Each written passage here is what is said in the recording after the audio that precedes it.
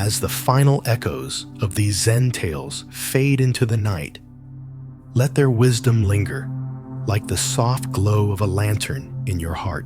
Each story, from Kazuo's journey of forgiveness to Yuki's unwavering light, reminds us that peace is not found in the absence of storms, but in the quiet strength to embrace them.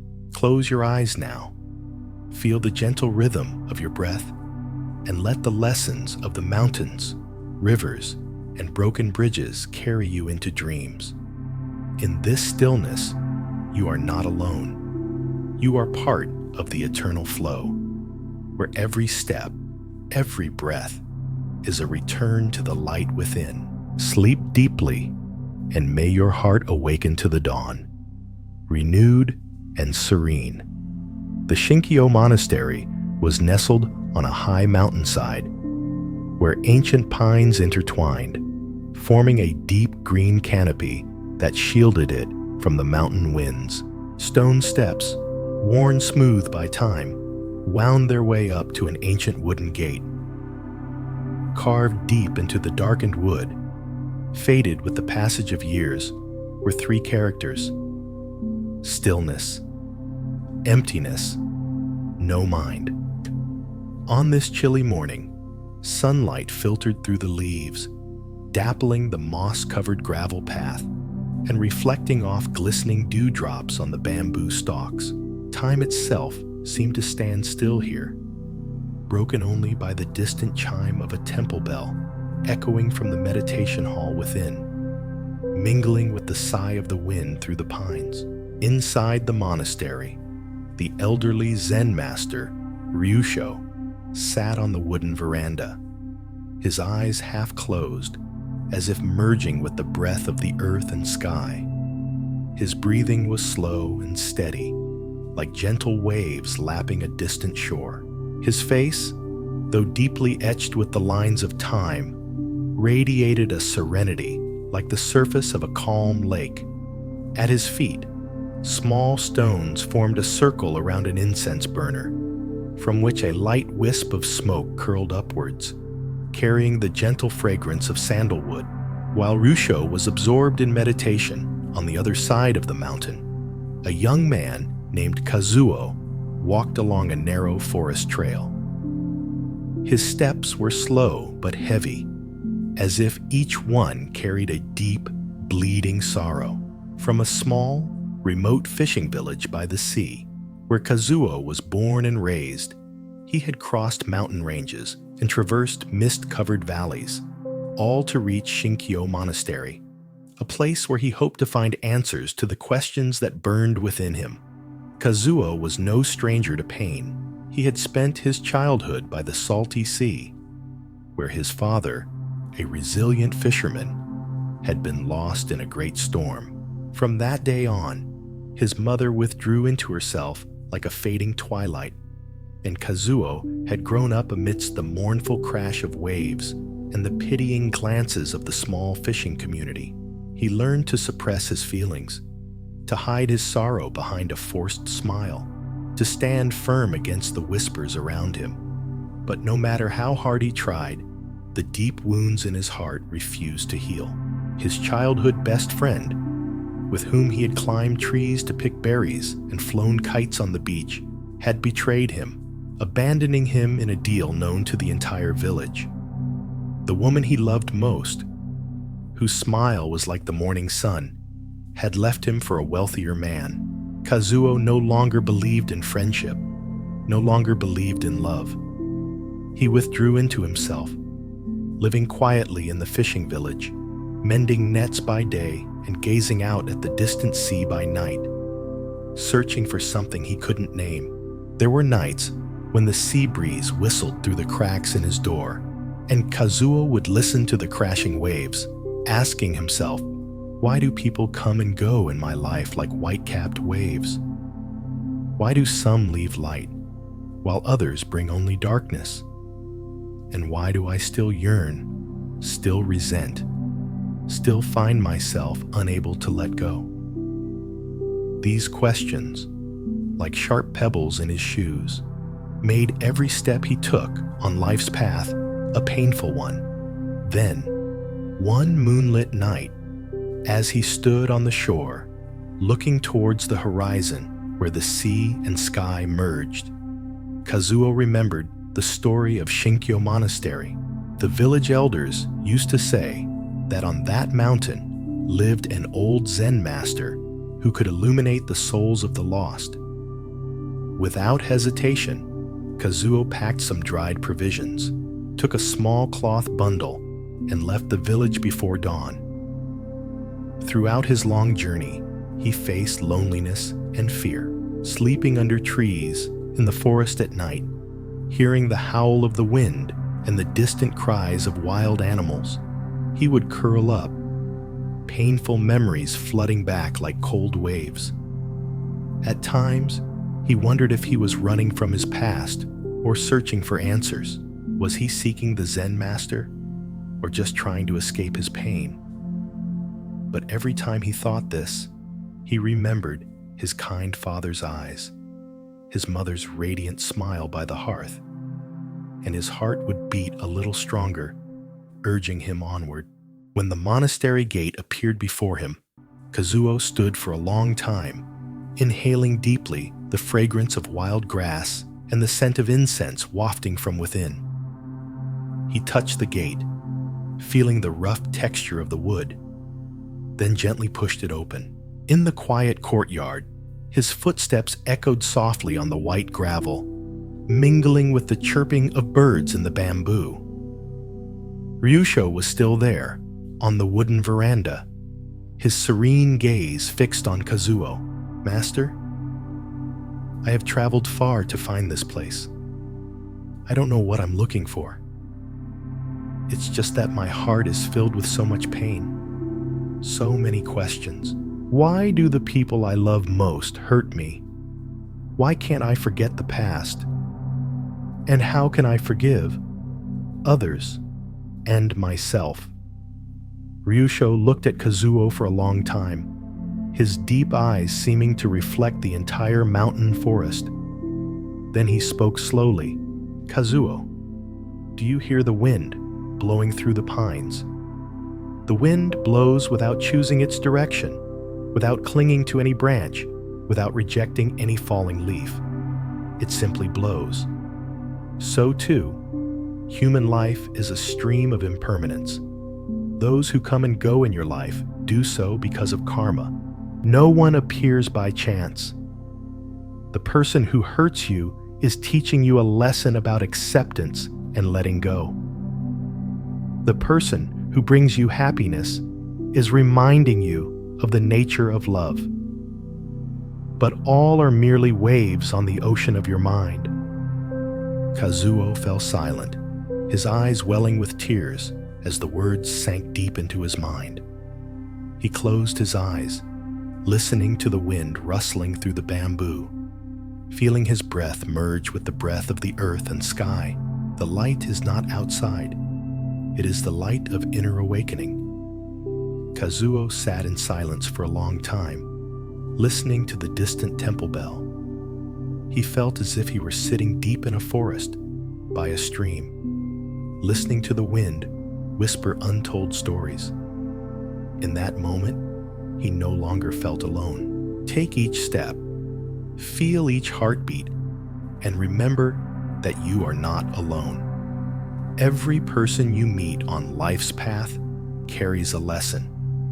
Be grateful, let go, and when you do, you will see the light of Buddha nature shining from your own heart.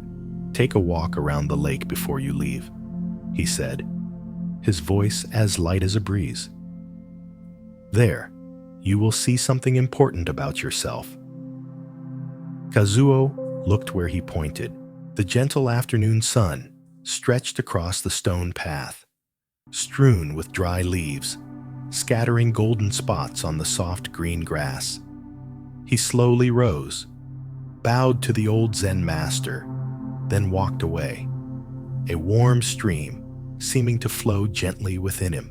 The path around the lake wound through wooden steps, where moss-covered stones undulated as if embracing the grassy banks. Lake Shinsen was still as a mirror, its flat surface reflecting the white clouds drifting in the deep blue sky.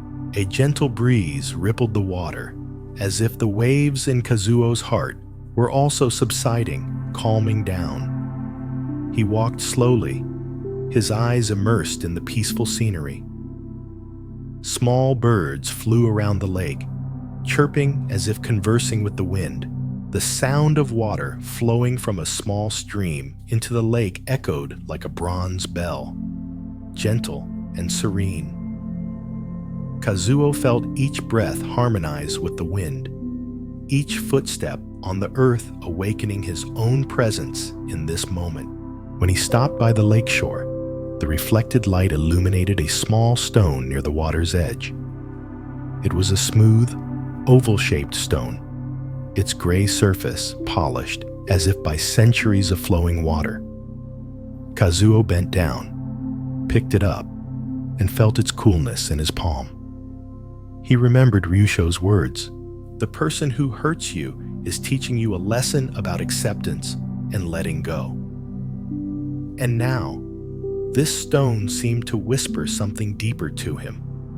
He thought of the times he had been trampled upon, the times his trust had been broken, like this stone had once been battered by waves and wind. But that very process had made the stone smooth, beautiful, imbued with a timeless serenity. Kazuo gently tossed the stone back into the lake, watching it fall, creating ripples that spread far. In that moment, he realized that the pain, the losses, the challenges he had endured were not his enemies. They were the Ma-yan,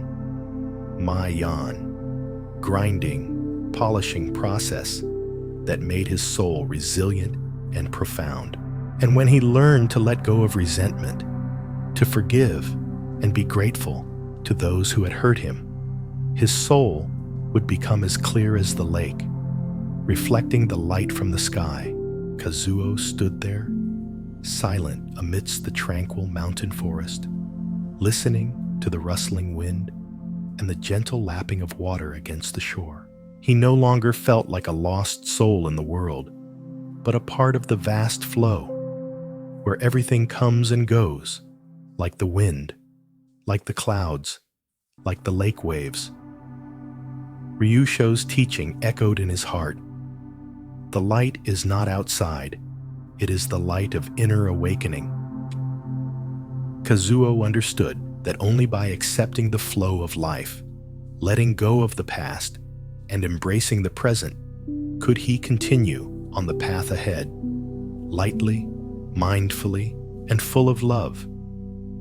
He turned, walking slowly on the path around the lake, the golden sunset stretching before him. With each step, he felt his heartbeat merge with the lapping waves, felt life coursing through every cell, felt the glittering light on the lake's surface also illuminating him from within. And as the sun dipped behind the mountain range, Kazuo left the lake, his heart filled with peace. He carried nothing with him but the simple Zen lesson: all is impermanent. People come, people go. Pain, joy, all are just stones in the river of life. Be grateful, let go, walk on with a light heart. As twilight descended, painting the western sky gold, Kazuo paused by the stone steps leading away from the lake. He looked back, gazing at Lake Shinsen, now tinged with the soft purple of dusk. A gentle breeze rippled the water, reflecting the brilliant light like diamonds. His heart was strangely peaceful, as if all the pain, resentment, and unanswered questions had dissolved into the wind. He closed his eyes, inhaling deeply the scent of wild grass and the lingering fragrance of incense from the monastery. A thought slowly spread through his mind. Only when we let go are we truly free.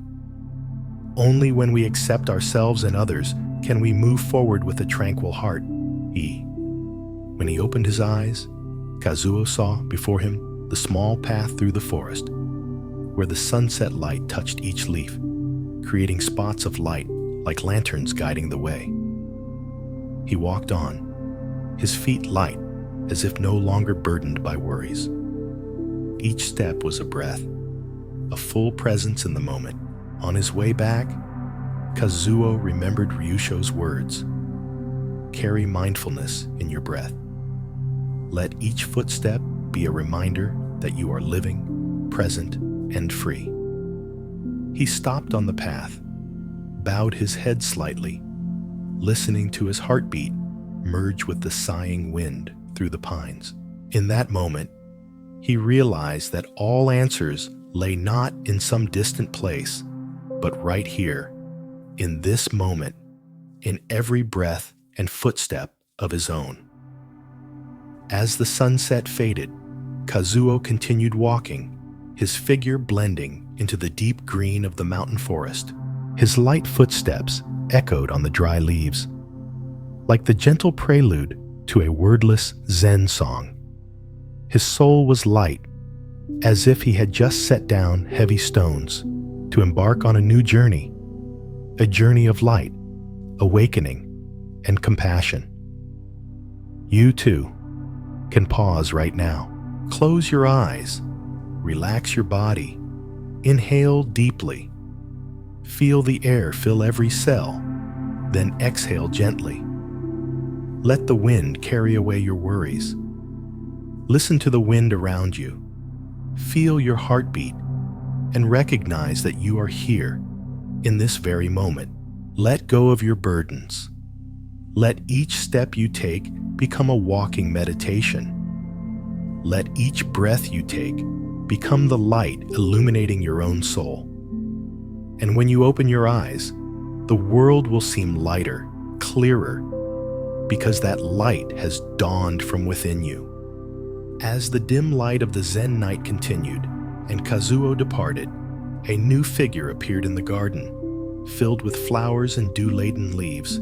It was Rin, a young man from a distant coastal fishing village who had just arrived at the renowned Shinkyo Monastery, known for its teachings on self-mastery and mindfulness. Rin's face was weathered, but his eyes held a flicker of unease. He hadn't come here seeking peace or to study Zen like others, but to find an answer to a deep conflict within him. The conflict between filial piety and personal freedom. Rin was born into a large family. His father was a stern fisherman, and his mother had passed away when he was young. As the eldest son, Rin was taught that he must follow in his father's footsteps to bear the family's responsibilities. But his heart did not belong to the sea. Since childhood, Rin had dreamed of distant mountain ranges, of the freedom to wander in deep forests, where he could breathe and create. However, every time he voiced this, his father's eyes would flash with anger, and his younger siblings would look at him with silent expectation. A year ago, Rin decided to leave the sea and apprentice as a carpenter in a village on the other side of the mountain pass. That decision was like a knife severing the ties that bound him to his family. His father disowned him, his siblings were disappointed, and Rin lived through days adrift between guilt and a yearning for freedom. He wondered, are people born to please others, even if it kills their own soul? Rumors of Shinkyo Monastery and the old monk Noru, who could illuminate inner conflicts, spurred Rin to cross the mountains to find this place. He hoped it would help him find an answer. Could he choose his own path while still upholding filial piety? Or must he forever bury his dreams under the weight of duty? On his first night at the monastery, Rin sat silently on the wooden veranda, watching the moon rise, his heart heavy. Just then, Noru appeared. He approached, sat beside him, holding a steaming cup of tea. "What do you seek here, Rin?" Noru asked, his voice as calm as the forest wind. Rin was silent for a moment, then whispered, "I don't know if I'm wrong or right. I want to live freely, but I also don't want to be unfilial. I feel like I'm caught between two currents, one of duty, the other the call of my soul." Noru was silent, gazing into the distance. After a moment, he smiled faintly. "Have you ever heard the story of the potter and the cracked pot?" Rin shook his head. Noru began to tell the story. The night wind rustled through the leaves, creating a whispering sound among the moss-covered stone walls of Shinkyo Monastery. Moonlight shone on the wooden floor, reflecting in Rin's deep brown eyes as he gazed into the distance. Noru, with the serene demeanor of a Zen master, poured more tea into the blue ceramic cup. "Long ago, there was a master potter named Tetsu," Noru began, his voice as steady and deep as a small drum echoing from the mountainside. Tetsu was renowned throughout the region for his perfect pottery. People came from all over to buy his flawless creations. One day, Tetsu discovered that a pot he had just fired had a crack running down its side. He was about to discard it, but then he paused. Instead of throwing it away, he silently filled the crack with gold, a precious metal he had been saving for himself. Rin leaned forward, his eyes wide. Noru continued. When the pot was finished, it was unlike any other. The crack, now shimmering with gold, made it unique. Buyers initially came seeking perfection, but they were ultimately drawn to the pot with the golden crack. It was no longer a flaw, but a symbol of strength and rebirth. Noru looked directly at Rin. "Do you understand the meaning of this story?" Rin bit his lip, the moonlight reflecting on his face. The pot wasn't perfect, but it was the crack that made it special. It wasn't discarded, but cherished. "Exactly," Noru smiled. "Its crack was not a mistake, but a part of its journey. Just like you, the conflict between your dreams and your duty is not something to be eliminated, but something that can be filled with the light of awareness." The next day, Rin walked into the Zen garden, where vibrant red maple leaves were falling onto the white gravel. He couldn't stop thinking about the story of the pot. Within him, the two currents still swirled. One, his duty to his family. The other, the call of freedom. At noon, a group of young monks gathered around Noru. He was teaching about the principles of non-interference and respecting another's journey. As they discussed, Rin spoke up, "But what if stepping back and letting others struggle causes them pain? I'm afraid that if I choose my own path, I'll hurt my father. And I'm also afraid that if I don't follow my dreams, I'll lose myself." Noru pondered. "Do you know that fear itself is the real chain?" He spoke of the bamboo on the mountain, a plant with deep, flexible roots that could bend in storms but not break. "Rin, if you live only to please others, your roots will be shallow. But if you stubbornly follow only your own will, you will break in the wind. Find the balance. Live true to yourself without denying your roots." That night, Rin dreamed of his father, a gaunt figure with stern eyes, standing amidst a stormy sea, calling him back.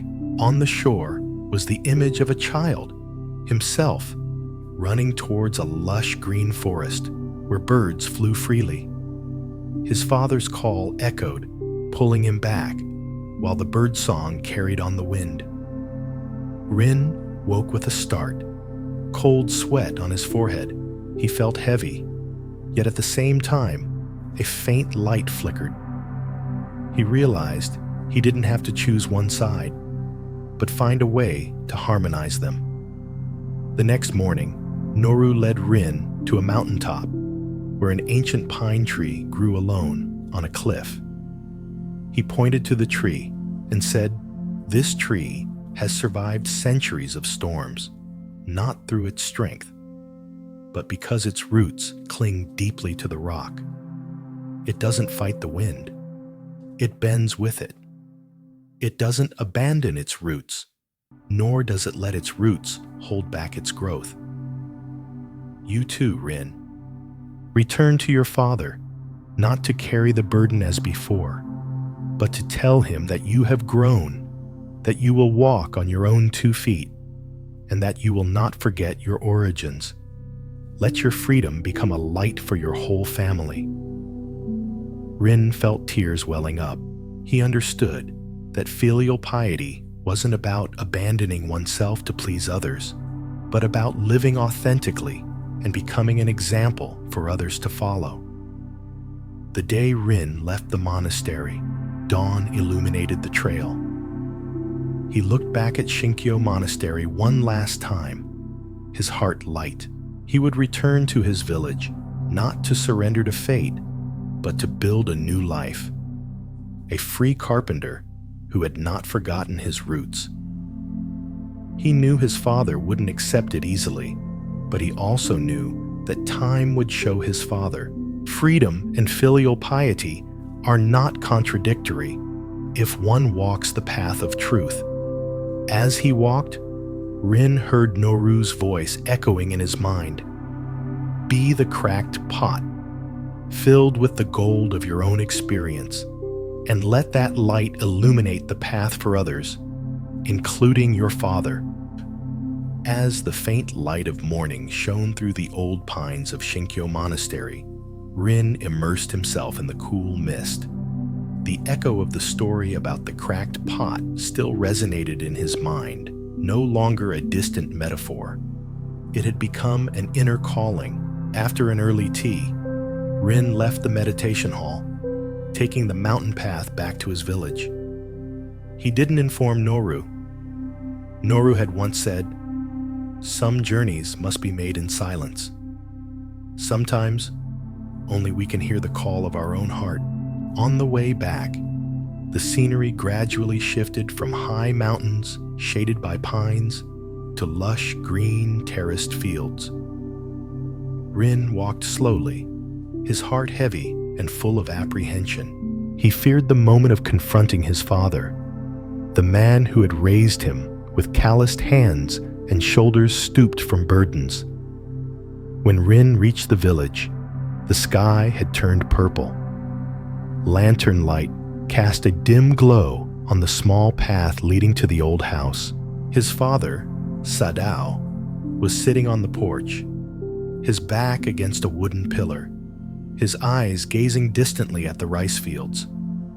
His face was etched with crow's feet, his thin hands still holding an old teapot. "You're back." His voice was hoarse. He didn't turn to look at Rin. Rin stood silently, hesitating. "Yes, I'm back." Sadao poured tea into a cup, the steam rising and mingling with the twilight haze. "Did Shinkyo Monastery help you at all?" Rin took a deep breath, feeling his heart pound in his chest. He stepped onto the porch, sat down beside his father. I didn't find a perfect answer, but I found my path." Sadao put the teacup down. This time, he turned fully to look at Rin. His eyes were deep, both stern and worried. "What do you plan to do? Leave the village again? Pursue those frivolous things on that high mountain?" "No, father," Rin whispered, his voice breaking. "I'm not leaving the village. But I can't give up my dreams either. I'll stay. I'll learn to continue the family carpentry trade, but I'll do it my way. I want to combine tradition with creativity, to make pieces not just for sale, but to inspire. I want to find a path that harmonizes duty and passion. Sadao clenched his fists, his voice trembling. Tradition is tradition. You can't just do as you please and call it continuation. Our family has been in carpentry for generations, not for you to turn it into an artistic game. Rin bit his lip. He felt the old fear rise, fear of the stern gaze, of his father's loud voice, of losing his family's affection. But this time, he breathed deeply, letting his breath slowly spread through his body as Noru had taught. I understand your worries, Father. I know you sacrificed your whole life to keep this trade, to raise me. I will never deny that. But Father, if we only repeat the past without daring to innovate, this carpentry trade will gradually fade away. I don't want to see our village forgotten amidst industrial products. I want my works to tell the story of our village, of you, of me, and of those who passed through this life. Sadao was silent. His trembling hands rested on his knees. Rin realized his father's eyes no longer held just anger, but anxiety, hurt.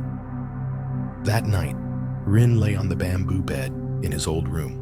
Moonlight streamed through the paper window, creating patterns of light on the floor.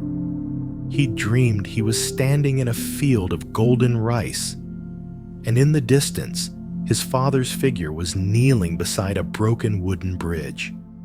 Rin ran towards him, but each step sank deeper into the mud. He called out, but his father didn't hear.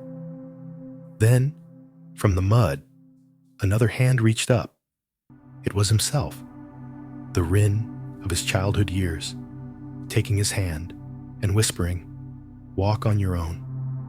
Don't let fear pull you down." Rin woke with a start, tears welling in his eyes. He sat up, his heart heavy, but at the same time, clear. The next morning, he found his father repairing the roof. Rin brought a small wooden box. Inside was a cracked pot he had mended himself using the kintsugi method, using lacquer mixed with gold to fill the cracks. He knelt before his father, offering the pot with both hands. "Father, this is a pot I learned to mend at the monastery. I don't want it to be perfect. I want it to tell a story, just like me, not perfect. But I've learned to fill my cracks with the light of growth." Sadao looked at the pot, his eyes blurring. Rin continued, his voice steady. "I don't expect you to agree right away, but I hope you understand that I love you. I love our village. I love this carpentry trade. I won't abandon it all, but I won't abandon myself either. I will become a carpenter who not only continues the trade, but also connects the hearts of the past and present." In the afternoon, as the sun dipped behind the mountains, Rin saw his father sitting on the porch steps, holding the cracked pot. He gently stroked the shimmering gold on its body, as if touching his own past. Without looking up, he said softly, "Do it your way, but don't forget your roots. My blood flows in you, just as the grain of wood marks the years in every fiber. Let it live on through your hands." Rin felt his heart lighten. He knew the road ahead wouldn't be easy, but he had found a harmony between filial piety and freedom, between tradition and innovation. In the twilight, father and son sat together, silent but deeply connected. The wind blew through the fields, like a whisper of the past and future merging into one. As twilight faded, Rin and his father still sat together, silently watching the golden rice fields. Within each of them, old cracks were gradually being filled with the light of understanding and acceptance.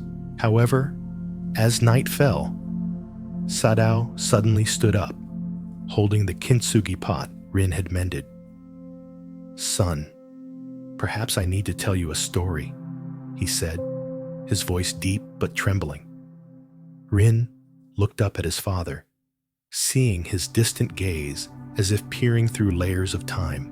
"Long ago, before you were born, I too had a dream," Sadao began.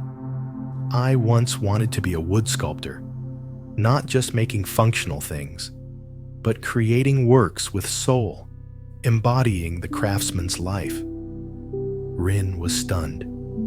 He had never heard his father speak of dreams. "But then your grandfather passed away, leaving the burden of the shop and the family. I had to put aside all my ambitions, becoming the successor to tradition.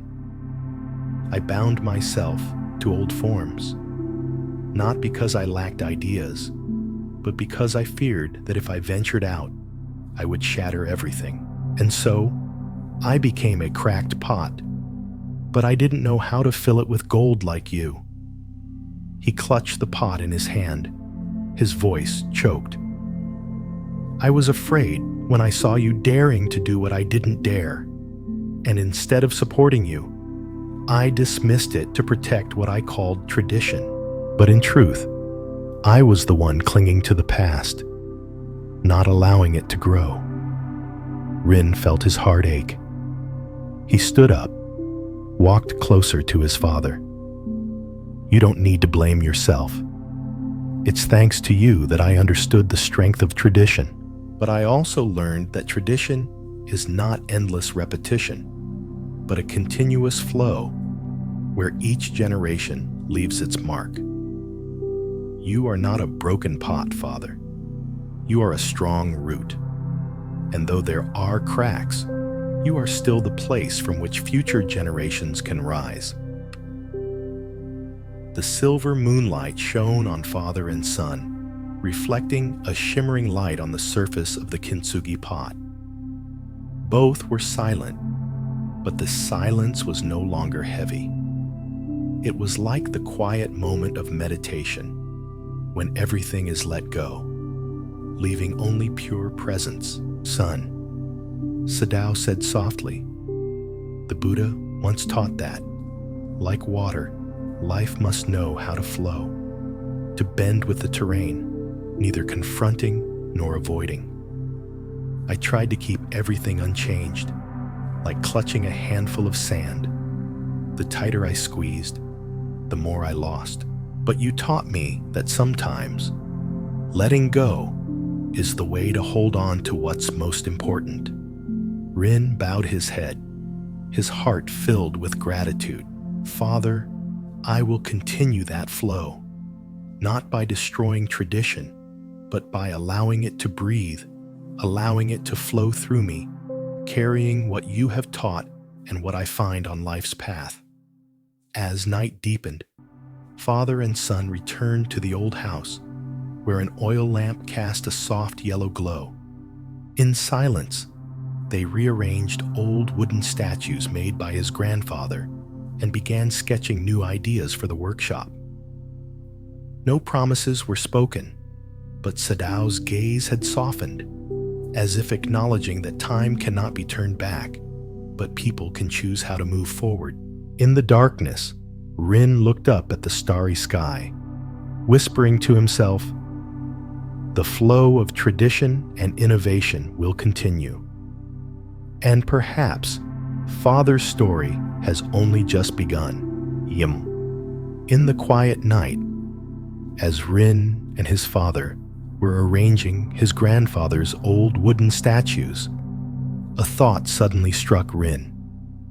He turned to his father. "Father, you once told me that grandfather taught you carpentry, but I've never heard you tell grandfather's story.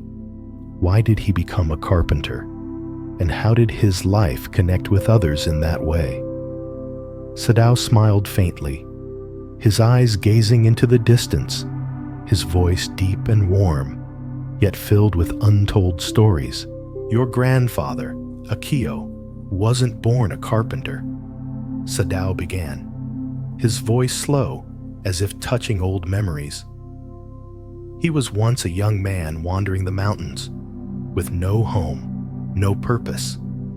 One freezing winter day, he got lost in the forest, exhausted and nearly giving up. That's when he met a stranger, an old carpenter living alone in a small wooden cabin in the woods.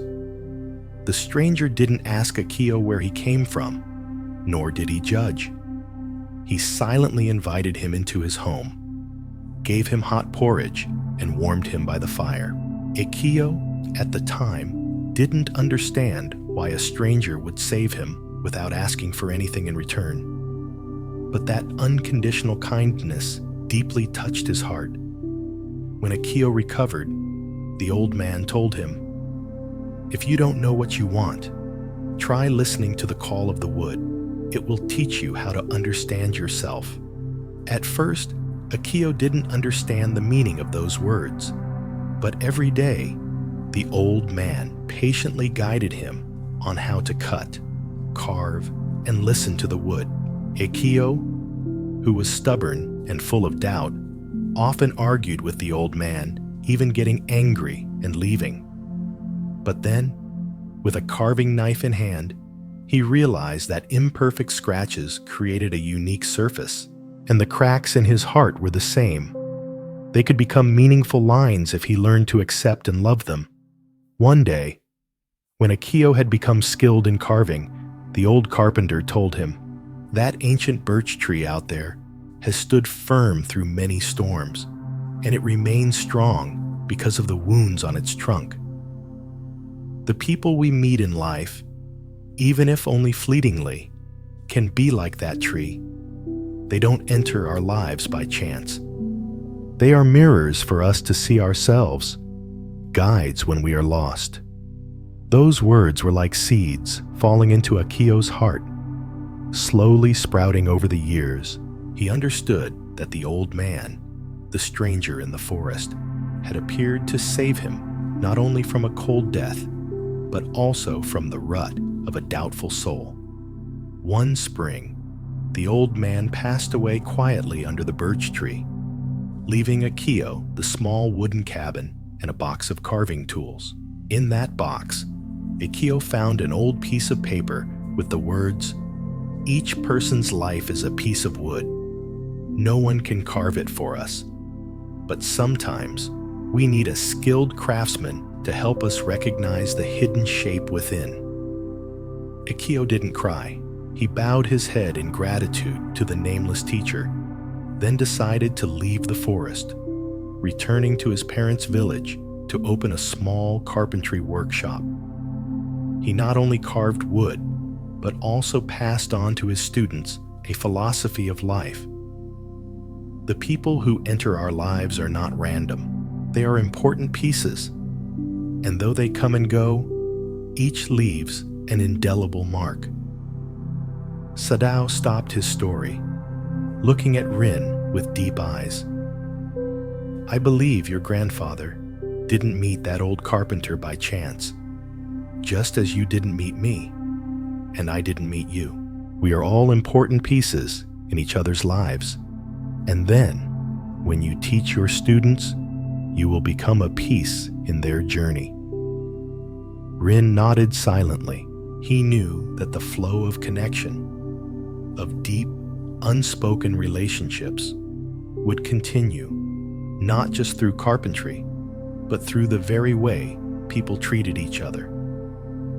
As Rin sat again by the unfinished pile of wood, his father's words echoed, "We are all pieces in each other's lives."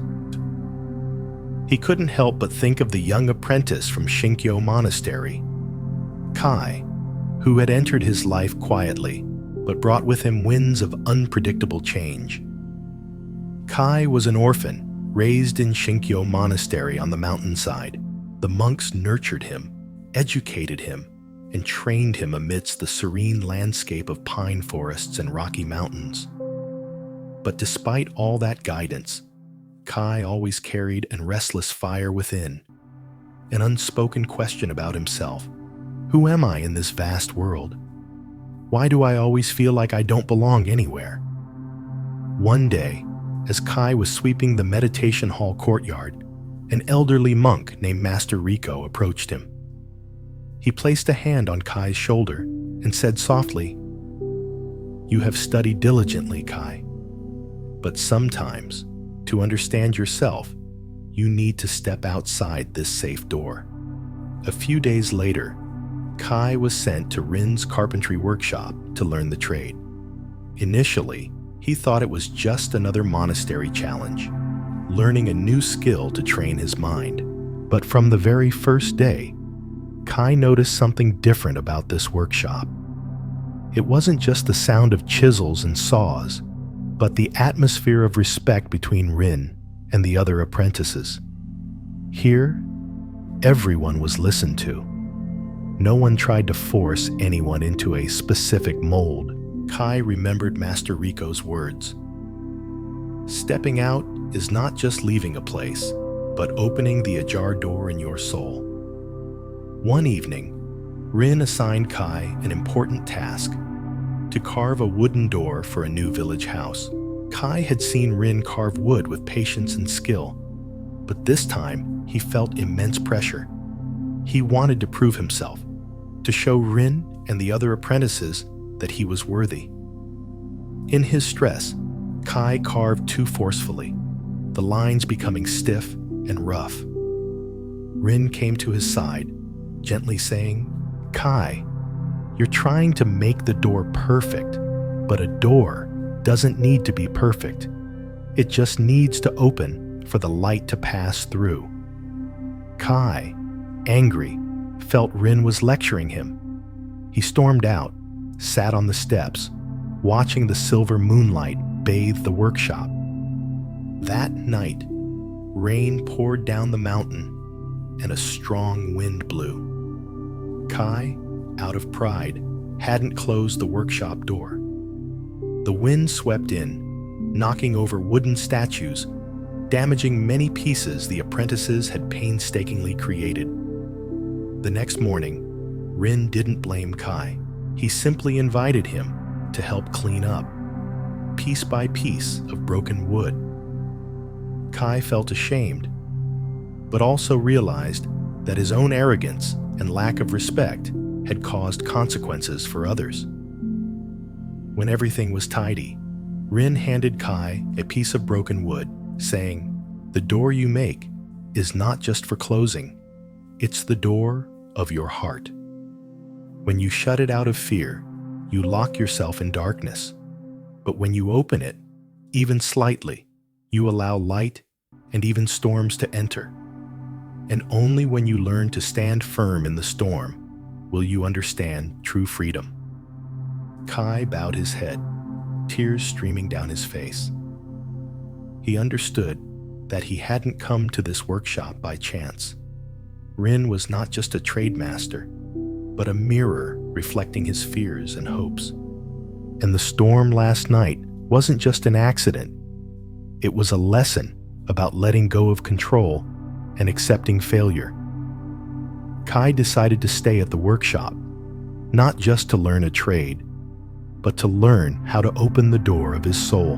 One afternoon, as the sunset dyed the valley gold, Rin looked at him and smiled. "Perhaps one day, you will tell your own story, the story of an imperfect door that holds the light of growth." Kai nodded, and Master Rico's teaching echoed in his heart. Every person who enters your life is not by chance.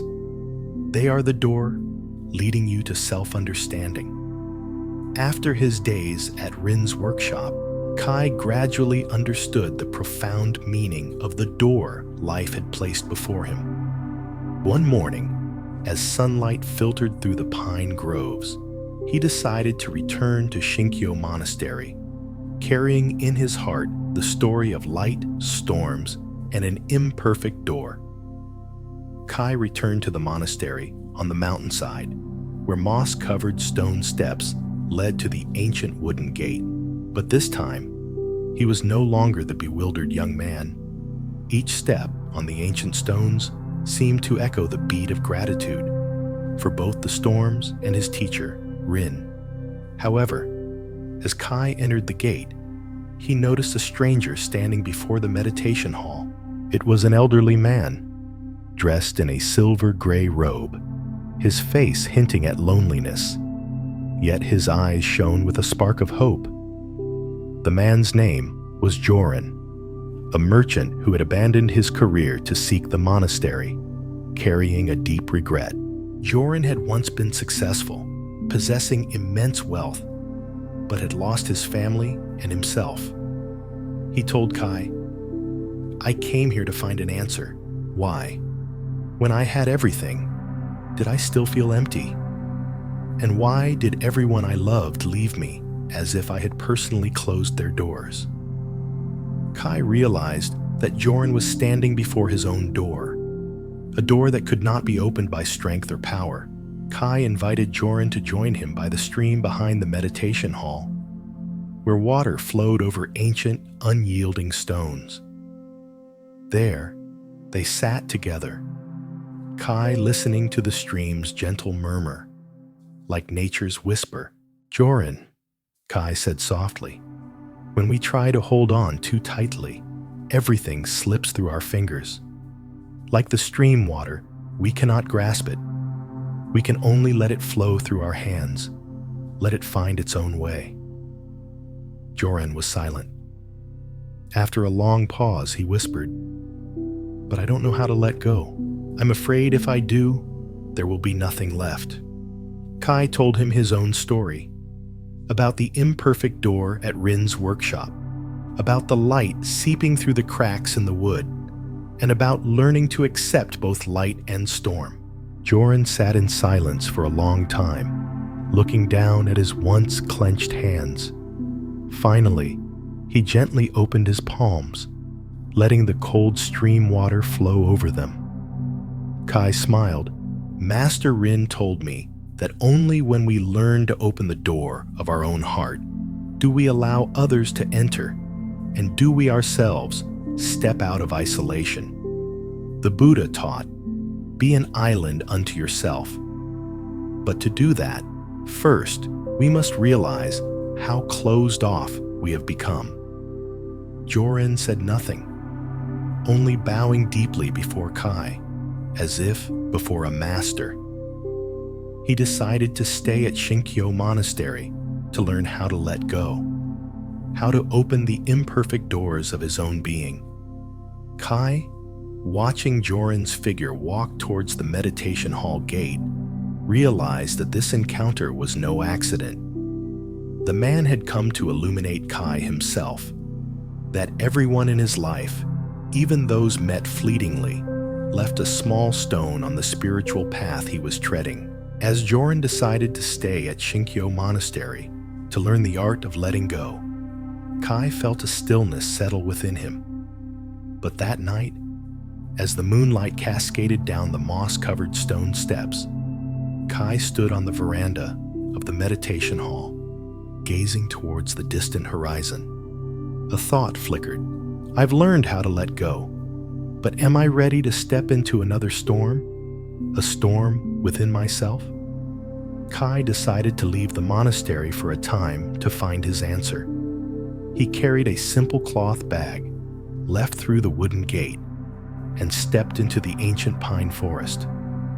The rugged paths wound around the mountainside, the air thick with the chirping of insects and the rich scent of pine resin. After a long day's walk, as sunset painted the sky purple, Kai reached a desolate valley where a dilapidated thatched hut stood beside a small stream. Inside the hut, a middle-aged woman with silver hair, named Sayuri, was kindling a fire. Sayuri had lived in seclusion in the forest for many years. She was once a famous painter, but after the tragedy of losing her only son in a storm at sea, she had renounced everything, leaving the bustling world to hide in the woods. When Kai asked why she didn't return, Sayuri merely replied quietly, Some storms cannot be stopped. I am here, waiting for it to pass. Kai realized Sayuri was living in an inner storm, one that no one else could calm. But he still didn't understand what had kept her in this solitary hut for so many years. One night, Kai and Sayuri sat by the fire outside the hut, silver moonlight illuminating the stream.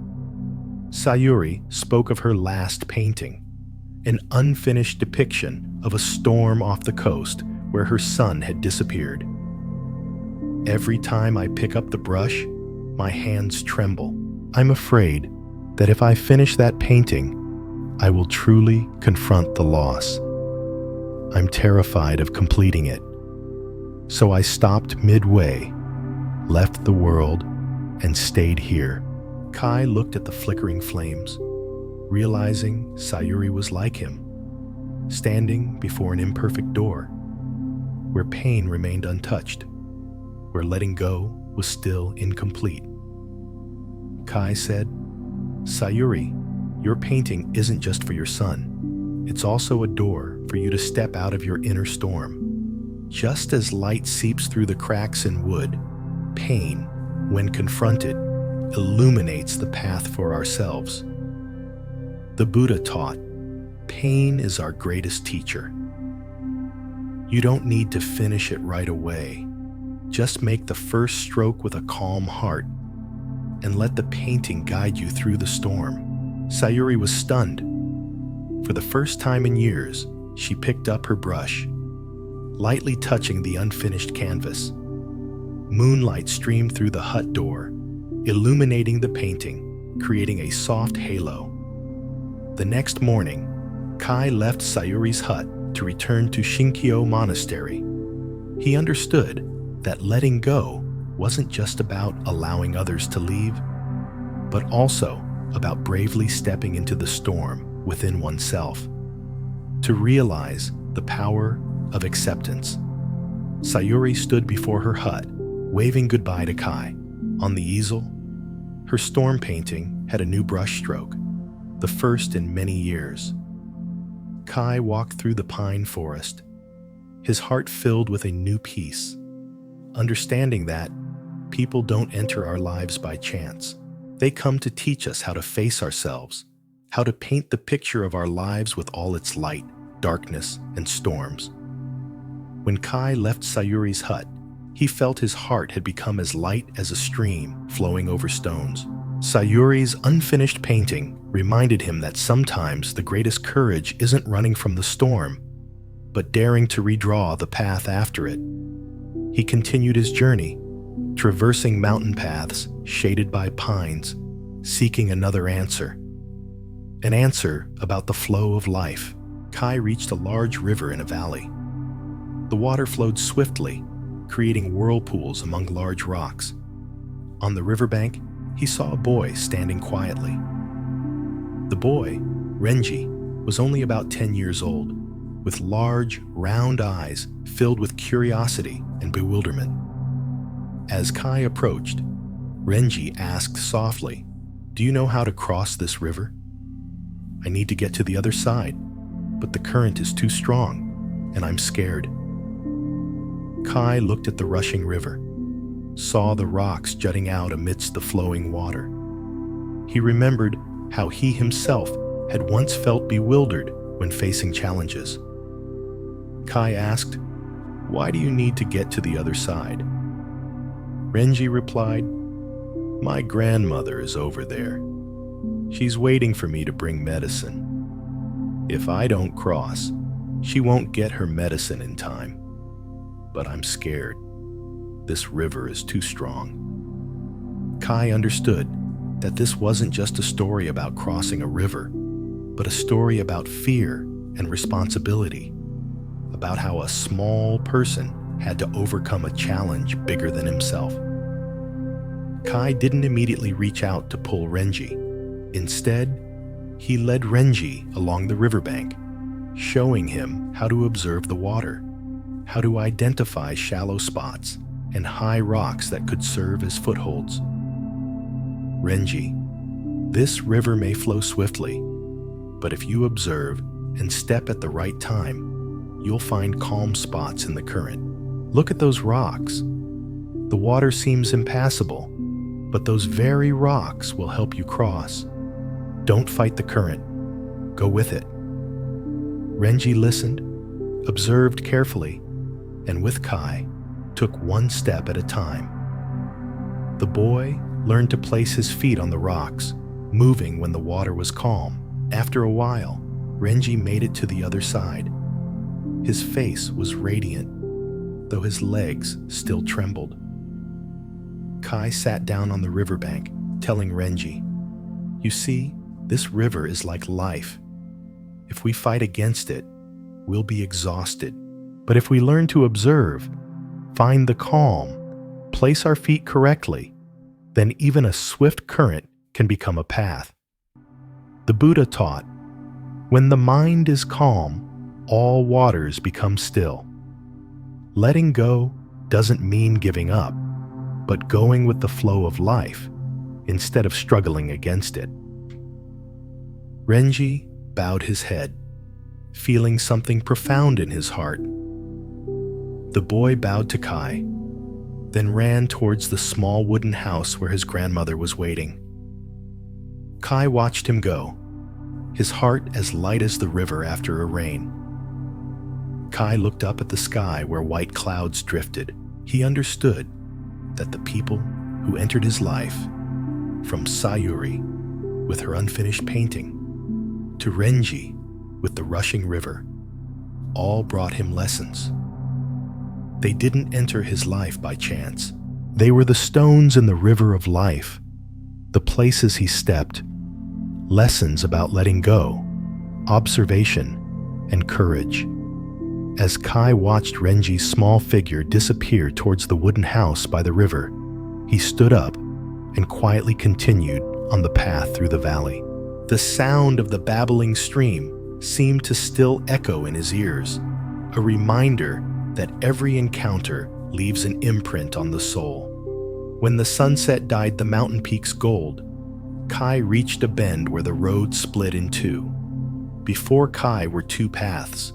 One was wide and expansive, paved with smooth stones, leading down to a valley where peaceful rooftops and the sound of laughter from evening meals drifted up. The other path was narrower, strewn with gravel, steep and quietly winding through a pine forest. At the junction of the two paths, a traveler sat on a moss-covered rock. He was about 60, with long graying hair tied neatly at his back, his eyes deep but sparkling with joy. On his shoulder was a small satchel, and beside him, a bamboo staff worn smooth by years of use. Kai bowed to the traveler. He smiled and asked, "Young man, which path will you choose?" Kai looked at the two paths. The wide path looked safe and easy, seemingly leading to comfort. The narrow, rugged path hinted at something challenging. Kai asked in return, "Which path do you think I should choose?" The traveler chuckled softly. "I cannot decide for you, but let me tell you a story about this very place." He recounted that, many years ago, at this same bend, he too had faced two paths like Kai. The wide path then beckoned him with the call of convenience, while the narrow path evoked curiosity but also danger. He had chosen the wide path, living many years in safety and abundance. But gradually, he realized he could no longer hear his heart's voice. Everything seemed to drift by, peaceful but bland. One day, looking at his reflection in a pool of water, he saw a familiar face, but with empty eyes. So, he returned to this bend, this time choosing the narrow path. And it was on that path that he found lessons about himself, unexpected people, and the freedom he thought he had lost. Kai was moved by the story. The traveler spoke slowly, his voice echoing like the wind in the forest. Every path has its price. The easy path can make us forget ourselves. The difficult path will force us to confront fear, doubt, but it is also the path to recognizing ourselves more clearly. He pulled a small, turquoise-colored stone from his satchel and placed it in Kai's hand. Keep this stone as a reminder. The choice is yours, but every choice is a lesson. Don't fear the difficult choice, for that very courage is true freedom. Kai bowed to the traveler, clutching the stone in his hand. He looked at the two paths again, then, without a word, stepped onto the narrow path, where the twilight cast long shadows on every pebble. Beneath Kai's feet, the crunching of stones sounded like the whisper of the earth, of the forest. He understood that the traveler had not come to him by chance. He came to give him a lesson, that freedom is not about doing what is easy, but about daring to face the most difficult path to find oneself. As Kai walked the narrow path, the sunset gradually faded, giving way to the descending night. He still held tightly the turquoise stone the traveler had given him. The pebbles under his feet made a steady crunching sound, like the beat of a heart searching for answers. The further he walked, the heavier he felt, not because of the steep path, but because of the burden of thoughts, expectations, and fears he carried. Just then, he saw an old woman sitting on a rock by the roadside. Her hair was snow-white, her eyes half closed, and in her hand, she held an empty bamboo basket. Kai stopped, respectfully bowing. "Grandmother, what are you doing in these mountains at dusk?" The old woman opened her eyes, cloudy but deep, and smiled faintly. "I am waiting for someone willing to lay down their burdens to continue on their path." Kai felt a jolt in his heart.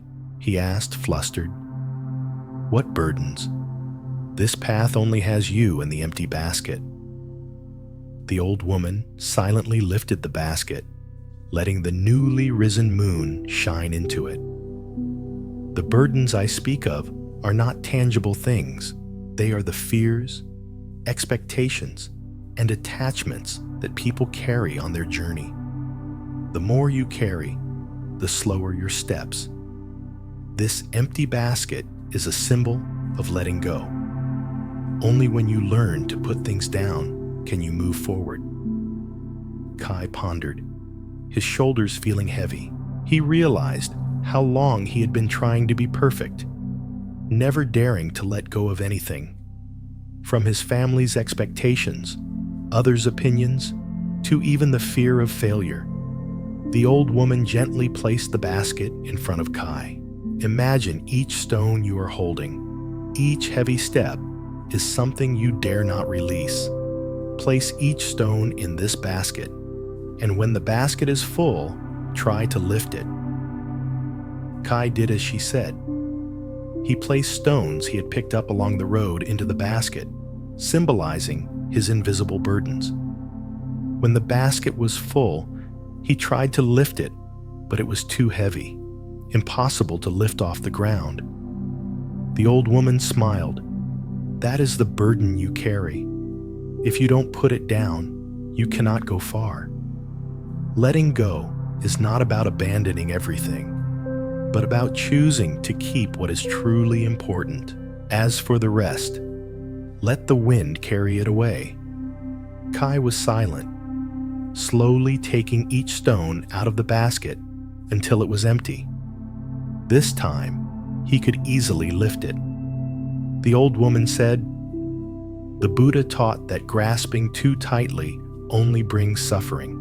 When you let go, you will find your hands free to receive new things." Kai bowed his thanks, his heart lighter than ever. He asked, "Who are you? Why did you appear here?" The old woman looked into the distance, the moonlight reflected in her eyes. I am just someone who has learned this lesson and waits for others to learn it too. The road ahead is still long, but when you know how to let go, every step will be lighter. Kai bowed to her, walking lightly on the narrow path, carrying the empty basket as a symbol of letting go. Under the moonlight, his shadow stretched long on the small path, silent but steady. That woman did not appear by chance. She came to teach him the lesson that sometimes what matters is not to keep carrying, but to dare to put down. And in that very emptiness, peace will manifest. As Kai continued his journey, he felt lighter than ever. In his hand, he still held the old woman's empty basket as a symbol of the lesson of letting go he had just learned. However, as the mountain path grew steeper and the darkness thickened, Kai stopped before a small wooden house where a dim light flickered from a crack in the door. He knocked gently on the door, and an old carpenter with silver hair and calloused hands opened it. "Hello, you've come at this hour? Come in. Rest your feet," he invited with a warm, deep voice. Kai timidly stepped inside. The space was filled with the scent of pine wood and resin. On the walls hung wooden doors of all shapes and sizes. Kai asked in surprise, "Sir, why are there so many doors?" The carpenter smiled. "These are doors I made for houses whose owners were not ready to open them. Sometimes, not every door needs to be closed forever." Kai sat down by the fire. The old man told him a story about a young apprentice who had come to learn from him.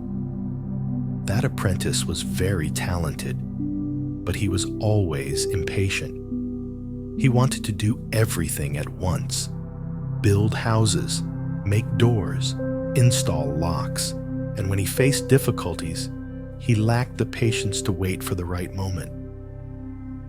Kai was silent, feeling as if the story was about himself. The carpenter continued. Once, he finished a perfect door, but couldn't fit it into the frame. He got angry, smashed things, thinking everything was ruined. I just gently said, "Sometimes, a door doesn't open, not because it's wrong, but because the time hasn't come." Kai thoughtfully looked at the doors on the wall, realizing each door was like a part of life he had once anticipated: an unopened opportunity, an unfinished relationship, or even himself still closed off. The carpenter pointed to the largest door, a deep brown, and said, "Do you know why I still keep this door and haven't given it to anyone? Because the person who ordered it isn't ready to open it, and I respect that." Patience is a part of compassion. Compassion for oneself and for others. Kai bowed his head, clearly feeling that his impatience had sometimes caused doors in his life to close. He asked, "So how do you know when a door is ready to open?" The old carpenter smiled kindly. The Buddha taught, "A flower doesn't bloom when we pull its petals, but when its season comes." When you are sufficiently prepared, the door will open on its own. Sometimes, waiting is the most valuable lesson. Kai bowed to the carpenter, thanking him for the valuable lesson. He stepped outside, carrying the old woman's empty basket and the image of the carpenter's unopened door. Under the moonlight, the road ahead still stretched long, but this time he understood. Some doors will only open when we are patient enough and when the time is right. And the journey of waiting itself is what helps us grow. Leaving the carpenter's house, Kai continued on the path through the ancient pine forest.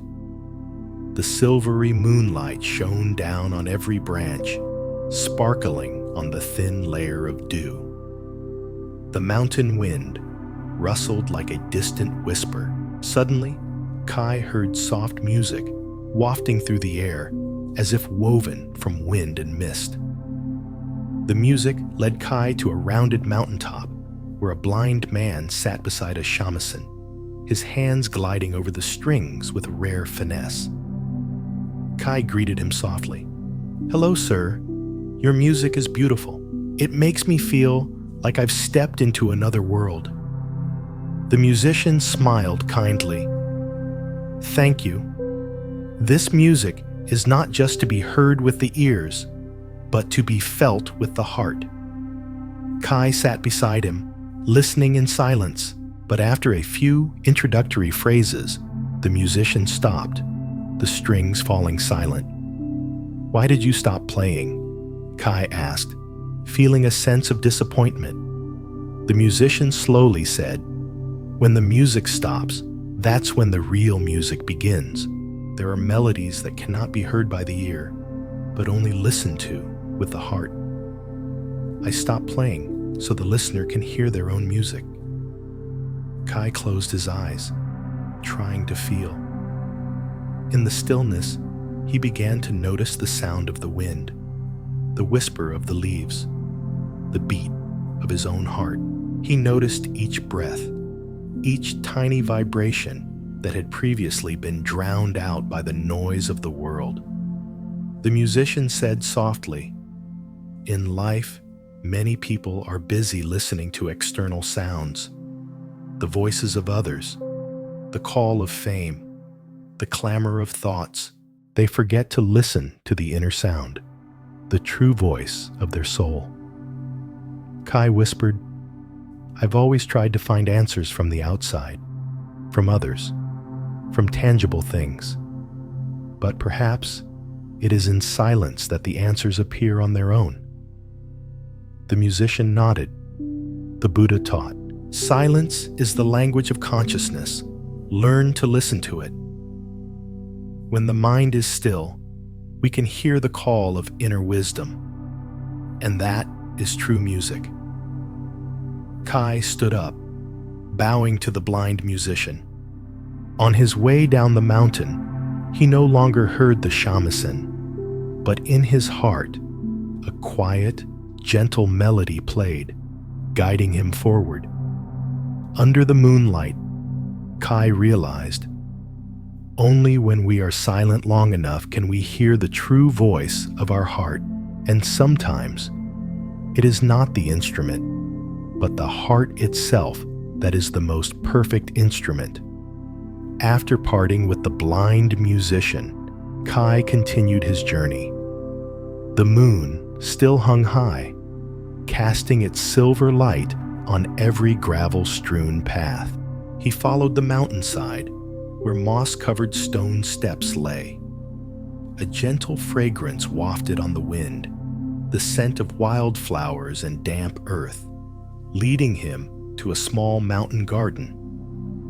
In the garden, an old silver-haired gardener was meticulously pruning flowers and plants. Under his hands, each branch was neatened. Each flower bloomed brilliantly under the moonlight. Kai bowed. "Hello, sir. Your garden is beautiful." The gardener smiled, his eyes kind. "Thank you. Every flower, every blade of grass here has its own story. Would you like to hear it?" Kai nodded. The gardener led him to a corner of the garden where a patch of flowers looked withered. These flowers were once wilting from lack of water and light. Many told me to throw them away, but I believed that with patient care, they would revive. Kai was curious. "And what did you do?"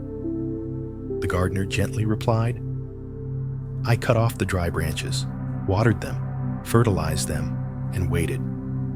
Every day, I spent a little time talking to them. And then, after many months, new shoots emerged." The gardener looked at Kai. "The human soul is like this garden. When wounded, it can look withered, hopeless. But if cared for with patience, if not given up on, then one day, new shoots will rise again. Many people judge their lives only by the withered moments. They forget that, even in that moment, the seed of revival still exists. Kai was silent, remembering the times he had hastily given up on dreams, friendships, or even faith in himself. Can I learn to care for my soul as you care for this garden? The gardener smiled, moonlight reflecting on his silver hair. Of course. Start by treating yourself with compassion. Don't rush to blame or abandon yourself. The soul also needs time to recover, just as plants need spring to bloom. The gardener poured Kai a bowl of tea from freshly picked leaves. The Buddha taught, like a gardener tending plants, tend your mind with mindfulness and patience. Observe your mind as you observe the garden, without judgment. Just acknowledge and care for it. Kai sipped the tea. A slight bitterness gave way to sweetness at the back of his throat. I understand. When my mind is tired, instead of neglecting it, I will learn to gently care for it, with meditation, with compassion, by accepting myself. Kai bowed to the gardener.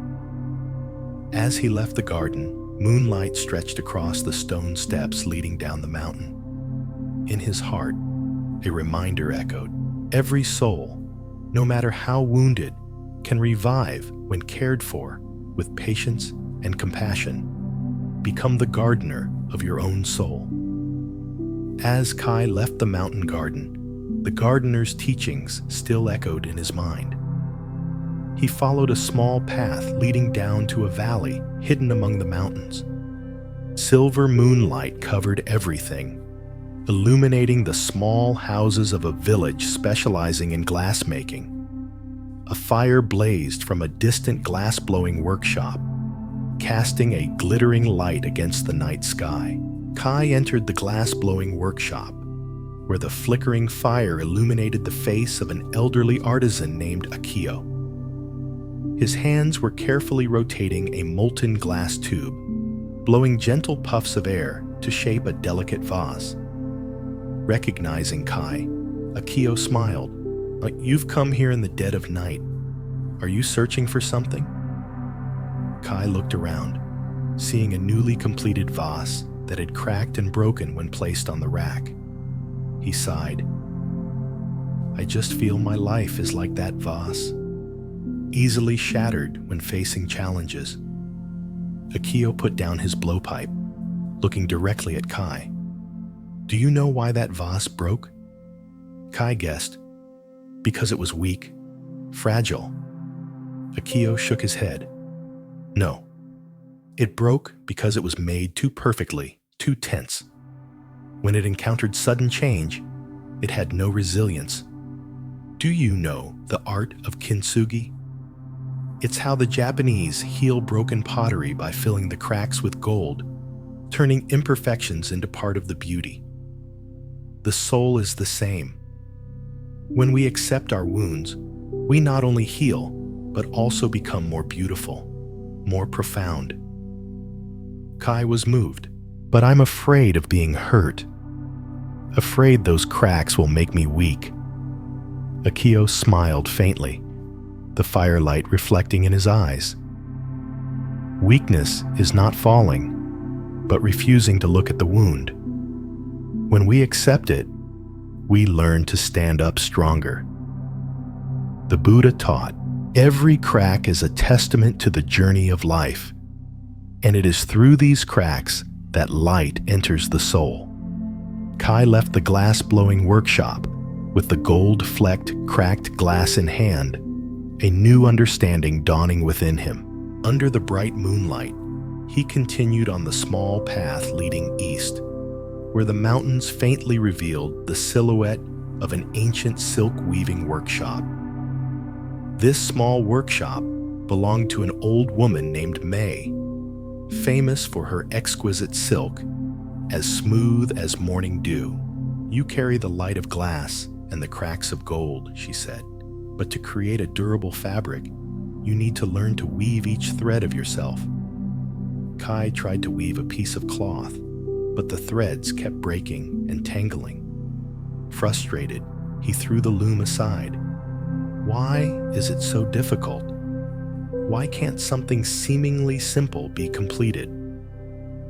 May silently picked up the tangled threads, stroking each one with trembling hands. Life is like that too, Kai. Sometimes the threads that seem useless are the most important part of the final fabric. Each small mistake is a lesson, each thread a memory. And when we weave it with patience and compassion, it becomes a cloak that protects the soul. Kai bowed his thanks to May. Taking the small cloth as a memento, he returned to the mountain monastery, which had once welcomed him, with a gate deeply engraved with 3 characters: stillness, emptiness, no mind. So here, Kai spent many years in meditation, teaching, and imparting the lessons he had learned from his encounters, from the empty boat on the river, the gold-flecked cracked glass, to the cloth containing every small flaw. Kai became a respected Zen master, sought by students from all over, not only for his wisdom, but also for his profound compassion. As Kai entered the final stages of his life, the mountain monastery bustled with new footsteps. Young disciples from all over sought him out, eager to learn from the Zen master who had once journeyed and now stood as a symbol of compassion and wisdom. Among them was Riko, a young woman with eyes as bright as the new moon, possessing an indomitable spirit, yet carrying many unhealed wounds. On the winding mountain path, Riko trudged, her backpack heavy, not just with belongings, but with accumulated memories. Kai, now a revered Zen master, sat on the steps, silently observing Riko. "You've brought too much baggage," he said, his gaze kind yet profound. Riko bowed her head, whispering, "I don't know how to put it down." Just as the pine tree on the mountain cannot sway the wind, yet each leaf still dances, greeting the sun. Riko stayed at the monastery, becoming a devoted disciple. She began to learn meditation, tend the garden, and listen to the old stories Kai told by the fireside. He was not a young person coming to learn meditation.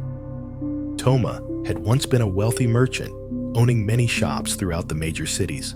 But after a great upheaval, bankruptcy, the loss of his family, and relationships once considered close, he left everything behind and sought refuge in the mountain monastery.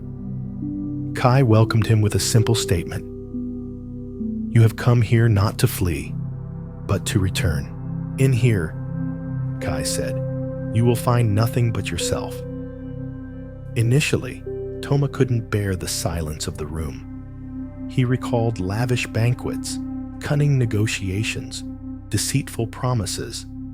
His reflection in the mirror was no longer the confident merchant of yesteryear, but a lost man, filled with regret and fear. One rainy night, Toma collapsed beside the mirror, sobbing, "All is but fleeting foam." Toma learned to accept his mistakes without self-recrimination. He began his days by sweeping fallen leaves, tending the garden, and meditating by the small stream. He realized that true wealth comes not from possessions, but from peace of mind and genuine connections with others. One morning, Toma told Kai, "I cannot stay here forever. No money, no valuable possessions. Only his bare feet, and a soul freed from the burden of the past." As dawn painted the mountainside gold, Toma felt the gentle breath of the earth and sky. His steps were no longer hurried as before, but slow, mindful. He remembered Kai's words, "When you let go, you will see the path clearly." Every encounter is not random, but a lesson preordained. Toma stopped at a coastal village, a place where he once had a warehouse and a few business dealings. Now, the fishing village was desolate, houses ruined after a recent storm. People are hungry, but no one dares to go out to sea because the waves are still rough. The villagers gathered around Toma, calling him the wordless teacher, the one who had brought not only skills, but also faith in themselves. Toma sat by the seashore, watching the sunset, feeling his heart empty yet full. He remembered Zen Master Kai's teaching. The day Toma left the fishing village, the villagers gathered to see him off, giving him a bracelet made from old fishing net fibers, a symbol of connection and gratitude. He promised to return, not as a merchant, but as a companion in times of trouble. He challenged the Zen practitioners with sharp questions about Buddhist doctrines and frequently argued, claiming that meditation was outdated. Aaron made the atmosphere in the monastery tense. Many young practitioners felt bewildered by his sharp arguments, but Toma just smiled, looked at Rico, and said, "Sometimes a strong wind is needed to blow away the dust clinging to the mirror of the mind. Let him stay." One afternoon, Aaron led a group of young practitioners who decided to leave the monastery, believing it was too strict and out of touch. It was the strong wind that cleared the dust of ego. And those who dare to return are brave enough to grow. The village of Asahi, where terraced fields stretched to the foot of the mountains, where the river meandered past old bamboo groves, and where vibrant cherry blossoms heralded spring. Early morning sunlight dappled the sparkling water, and a gentle breeze rustled through the leaves, carrying the sweet scent of flowers into every corner of the small village. Haruki, the salt and pepper-haired net mender, still sat on the porch of his riverside wooden house, its moss-covered roof a muted green-gray, a small tea table beside him where his old cat, Sora, dozed in the sun. He looked up and met the bewildered eyes of a young woman, her long hair simply tied, her sleeves smudged with cherry blossom petals, her grass sandals stained with mud from a long journey. "Excuse me, sir.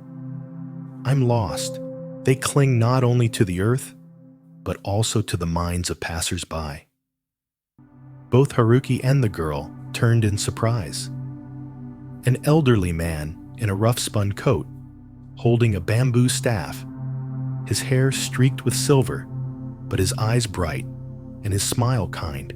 "The water teaches me about the passing of all things, and the rock reminds me of the steadfastness of the mind." Haruki looked, a vague sense of empathy rising within him. "I still remember the day my wife passed," he said softly. "I sat by this river all night, just listening to the water flow." Haruki slowly nodded. "Perhaps all of us humans are like stones in a river. No matter how far we are carried, we still carry our own form." "Indeed," Tetsuya smiled, "and no one enters our lives by chance. Every encounter has a reason. Life is also like that. When our mind is undisturbed, everything, whether it comes or goes, is merely a reflection, unable to harm us. But when we are swept away by life's storms, it is we ourselves who stir the waters." He looked at Emi and Haruki. "When you lose loved ones, when you feel lost in the stream of life, remember that your true essence remains pure. As long as you return to yourself, you will find light even in the darkest night." As twilight gradually covered the river, Tetsuya stood up, gently brushing dust from his robe. He smiled at Haruki and Emi. "We have walked a stretch of road together.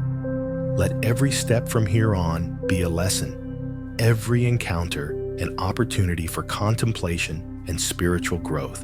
And when night falls, before you sleep, spend a little time listening to your own breath. Therein lies the entire truth of human life. Haruki bowed, his heart as light as if a heavy net had been lifted from his shoulders. Emi clutched the stone in her hand, her eyes shining with a gentle faith. Under the arch of cherry blossoms, the three silently parted, but in each of their hearts, the invisible thread of destiny had connected them forever. As twilight descended, the sunset stretched across the path leading back to the village. Emi and Haruki walked silently, their feet imprinting on the soft earth, where fallen cherry blossom petals still lay. They didn't hurry, as if each step was deeply engraving every moment into their minds. "Emi," Haruki spoke after a period of silence, his warm, deep voice echoing amidst the gentle wind. "Do you feel that today's encounter has brought you something?" Emi stopped, her gaze fixed on the distant river, where she had sat with Tetsuya. "I think so," she said softly. "I used to think I was just someone passing through life, like so many others.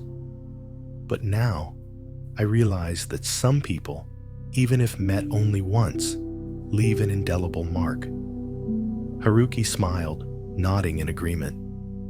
Perhaps that's why the Buddha taught, every encounter is a fortunate connection, whether brief or long. It brings us a lesson for growth. It was dark when they reached the small village, where thatched roof houses were scattered on the hillside. The wind from the fields carried the scent of ripe rice, burning wood, and the chirping of insects.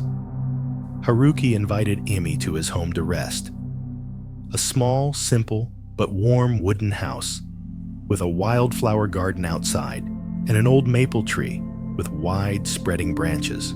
By the dim light of an oil lamp, the two sat at a wooden table, sipping fragrant green tea. Haruki told Emi about the long years after his wife's death.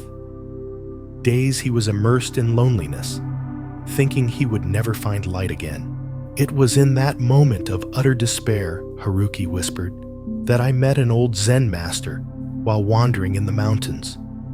He only said one thing to me: when there is nothing left to cling to, that is when a person finds themselves." From then on, I learned to return to each breath, each step, and realize that peace doesn't come from the outside, but from within the heart. Emi looked up, her eyes brightening. "I once heard my mother talk about Zen, but I never truly understood. Perhaps I've been searching for happiness in places too far away." Haruki nodded. "Would you like to try? Just sit quietly, listen to your breath. Let all thoughts pass like drifting clouds." In the dark night, with only the sound of the wind rustling through the eaves, Emi sat on the wooden floor, her eyes closed. Haruki sat beside her, as silent as the maple tree outside. In that stillness, painful memories flooded back. The image of her mother on her sickbed, her father's gaunt face as he watched Emi leave home, the moments she felt invisible in a crowded world. But then, amidst that stream of memories, Emi began to feel her breath. Slow, deep, steady. Each breath was like a reminder. I am here. I am alive. Everything else is just a drifting cloud. A silent tear fell down Emi's cheek. For the first time, she didn't run from her pain, didn't try to fill the void with work or fleeting relationships. She sat still, letting the pain flow through her like a small stream through crevices in a rock, then disappear into the earth. Haruki opened his eyes, looking at Emi with warm eyes. The Buddha once taught, "In every person's heart, there is a lotus, but it must pass through the mud of suffering for that lotus to bloom." Pain is not to be avoided, but for us to learn how to grow, and then understand that nothing is forever, not even suffering. He slowly stood up, gently placing his hand on Emmy's shoulder. "When you are ready, carry that peaceful heart forward on life's path. And remember, no one enters your life by chance. Not even us. Not even Tetsuya." The next morning, as early sunlight filtered through the curtains, Emmy awoke with an unprecedented lightness of heart. She thanked Haruki, promising to visit him again. On her way back, she walked slowly through the golden rice fields, her heart as calm as a still lake. On the sun-drenched slope of a quiet Japanese countryside, Yuri returned to the old wooden house she had left in her youth. The horse-drawn carriage stopped at a small incline where wildflowers poked through cracks in the stone. The evening breeze swept through her hair, carrying the faint scent of wildflowers and damp earth. The wooden house still stood there, its moss-covered roof a muted green-gray, its unpainted wooden walls stained by time. So many years had passed before Yuri returned, not out of nostalgia, but because of a strange letter that had reached her in bustling Tokyo. The letter contained only a few short lines. "Some things cannot wait. Come back, Akio." The sender's name made Yuri's heart tighten. Akio. The neighborhood boy from long ago, once her closest friend, but who had vanished without a trace after a mysterious incident. She didn't know why this letter had found her after all these years, but something compelled her to return, as if forgotten memories within her were awakening. The village where Yuri was born nestled beside a bamboo forest, where the rustling wind sounded like whispers from the past. The path leading home was bathed in golden evening light, and Yuri's every footstep seemed to echo the passage of time. As she stepped into the yard, a figure was already there. Not Akio, but a small, elderly man with deep-set eyes. He wore a dark brown robe, his long hair tied neatly behind him, and on his shoulder he carried a bamboo basket filled with medicinal herbs. He smiled at her as if they had known each other for a long time. "You must be Yuri," he said, his voice as warm as a spring breeze. "I am Kaido, the caretaker of this place. Akio asked me to take you into the forest. He is waiting there." Without further explanation, Kaido led Yuri along a path through the bamboo forest, where tall stalks swayed in the wind. The deeper they went, the more extraordinarily quiet it became, with only the sound of their footsteps and Yuri's heart beating softly in her chest. Many questions arose in her mind. Why did Akio ask her to return? Where was he? And who was Kaido? Deep in the forest, they finally stopped beside a giant ancient tree, where a small, simple, but picturesquely beautiful wooden house stood. Kaido pointed to it, his eyes twinkling with a mysterious light. "Akio is waiting for you in there, but you must enter on your own." Yuri took a deep breath, her hand gently resting on the wooden door. In that moment, she realized that not everyone entered her life by chance. Each person who appeared brought pieces of destiny, lessons she had never recognized.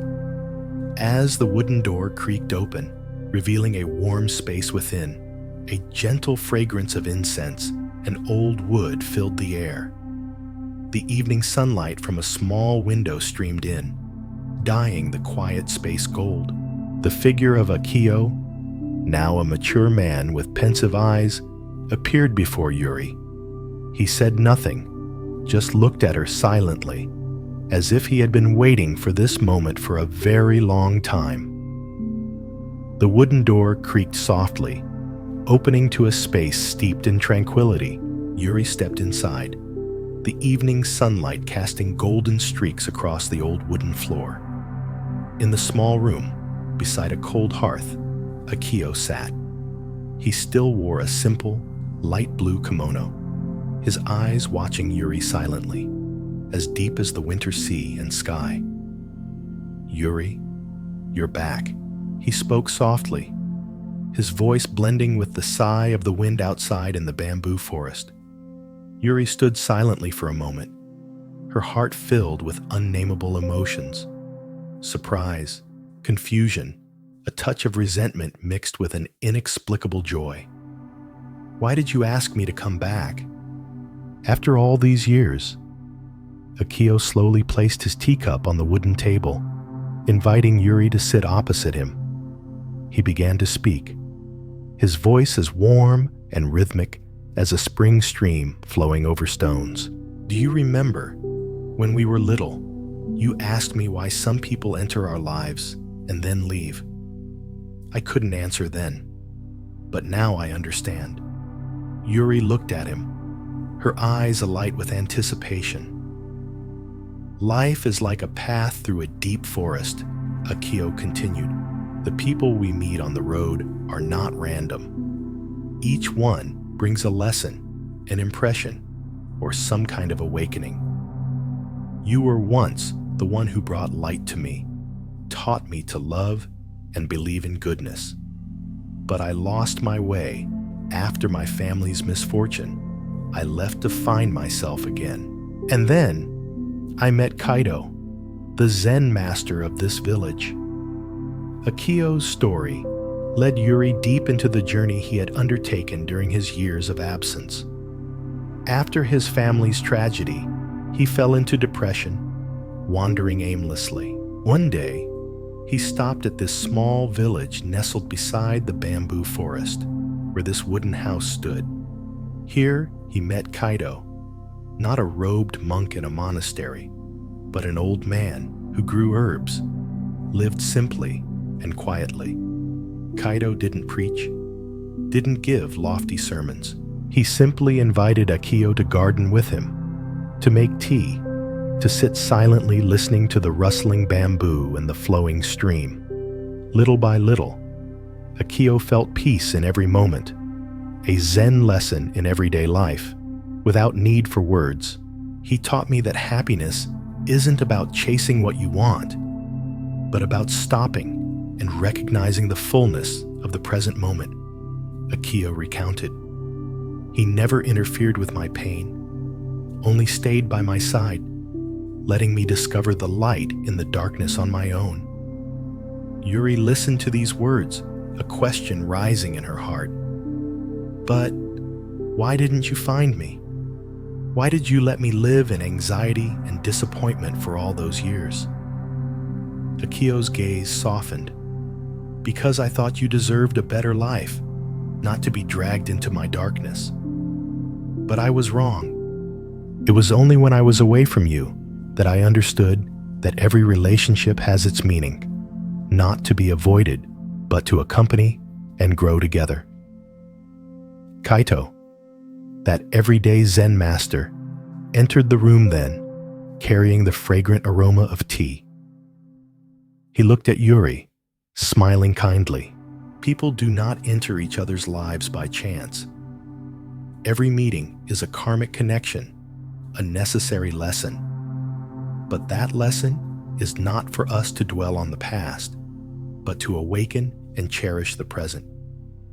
As the Buddha once taught, the one who knows how to live in the present is the happiest person. He sat down with them, pouring tea for both. Every person you meet, even for a moment, can be a mirror reflecting yourselves. Don't fear partings, nor cling to anyone. It is all to learn how to let go and grow.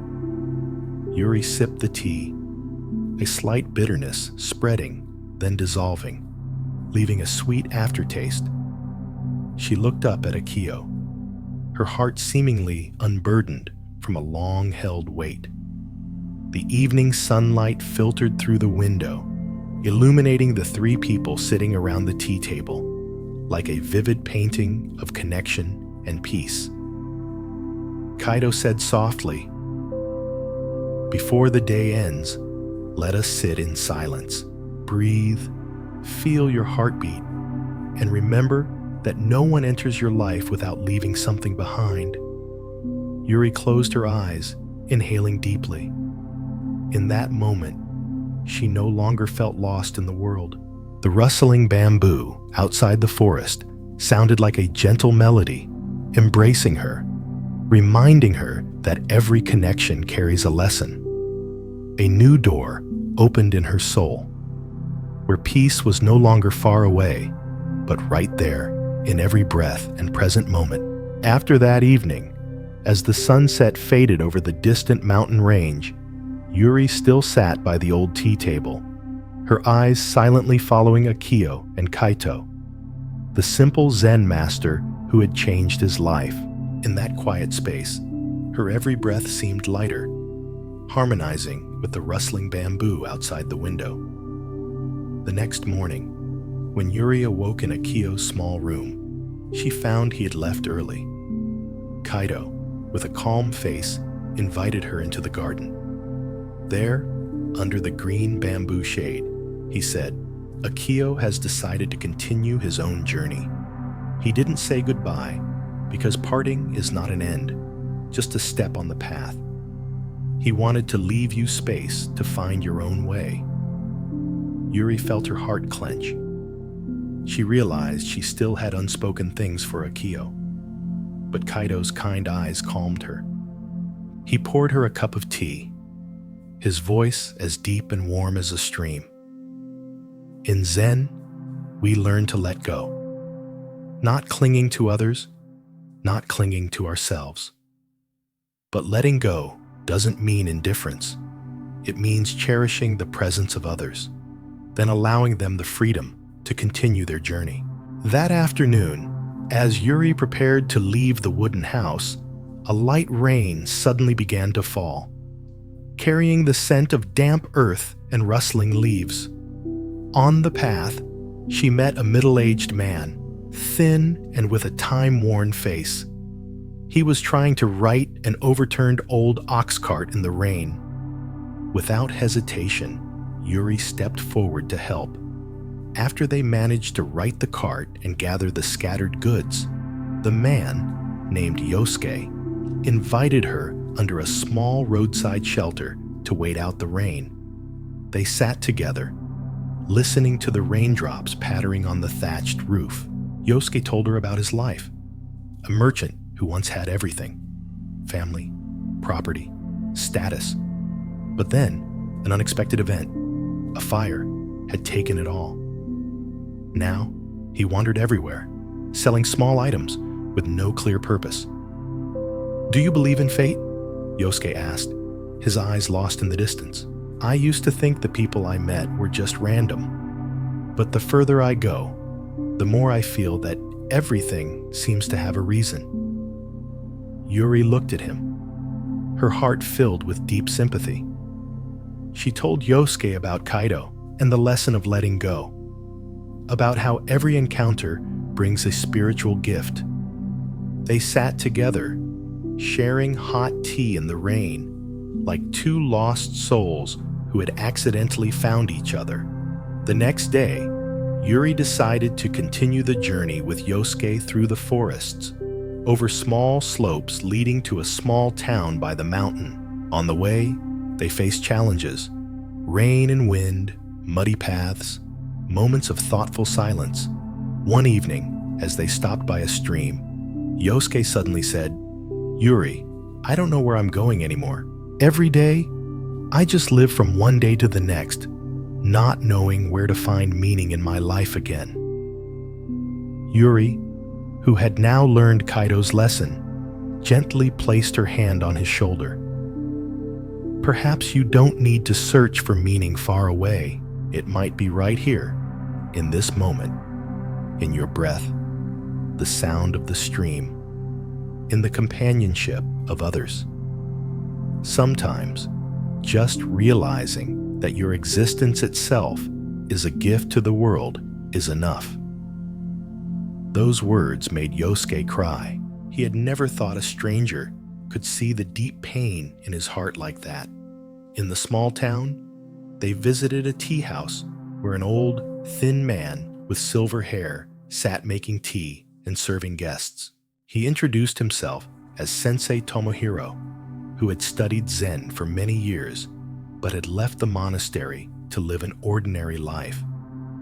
Tomohiro offered them both tea, then said softly, "In Zen, we learn that every encounter is karmic, not random.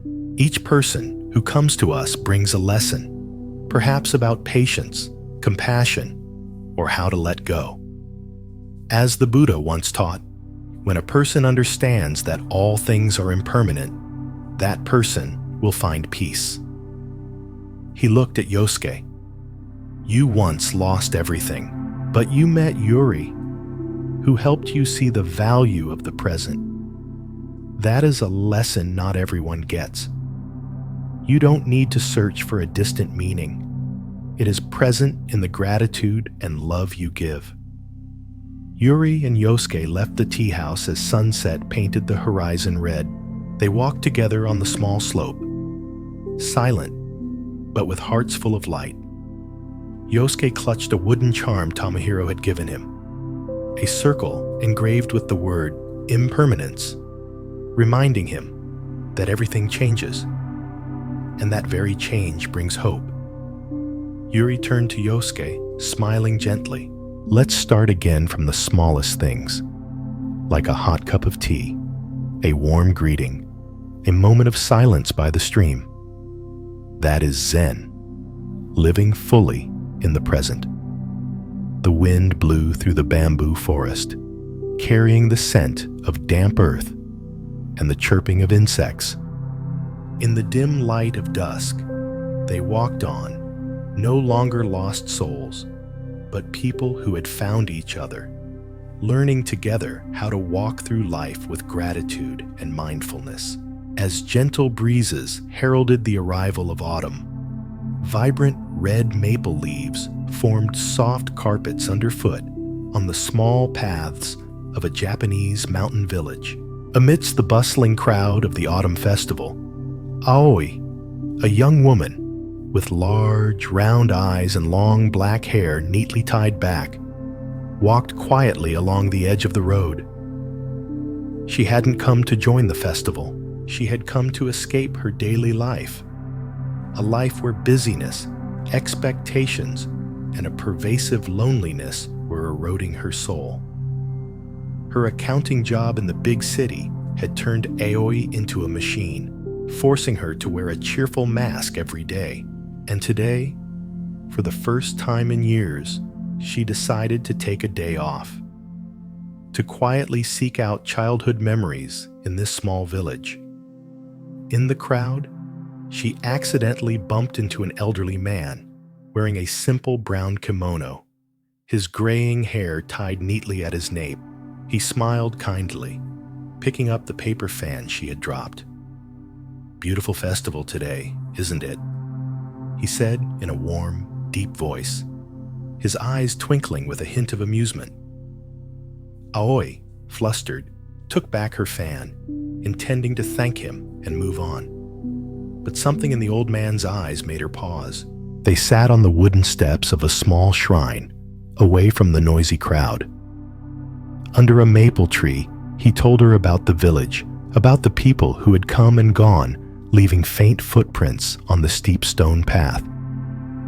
"I am Kenzo, a wandering storyteller," he introduced himself, then chuckled softly. "But really, I'm just an experienced man, searching for stories yet untold." Aoi, initially planning to listen politely, gradually became captivated by Kenzo's words.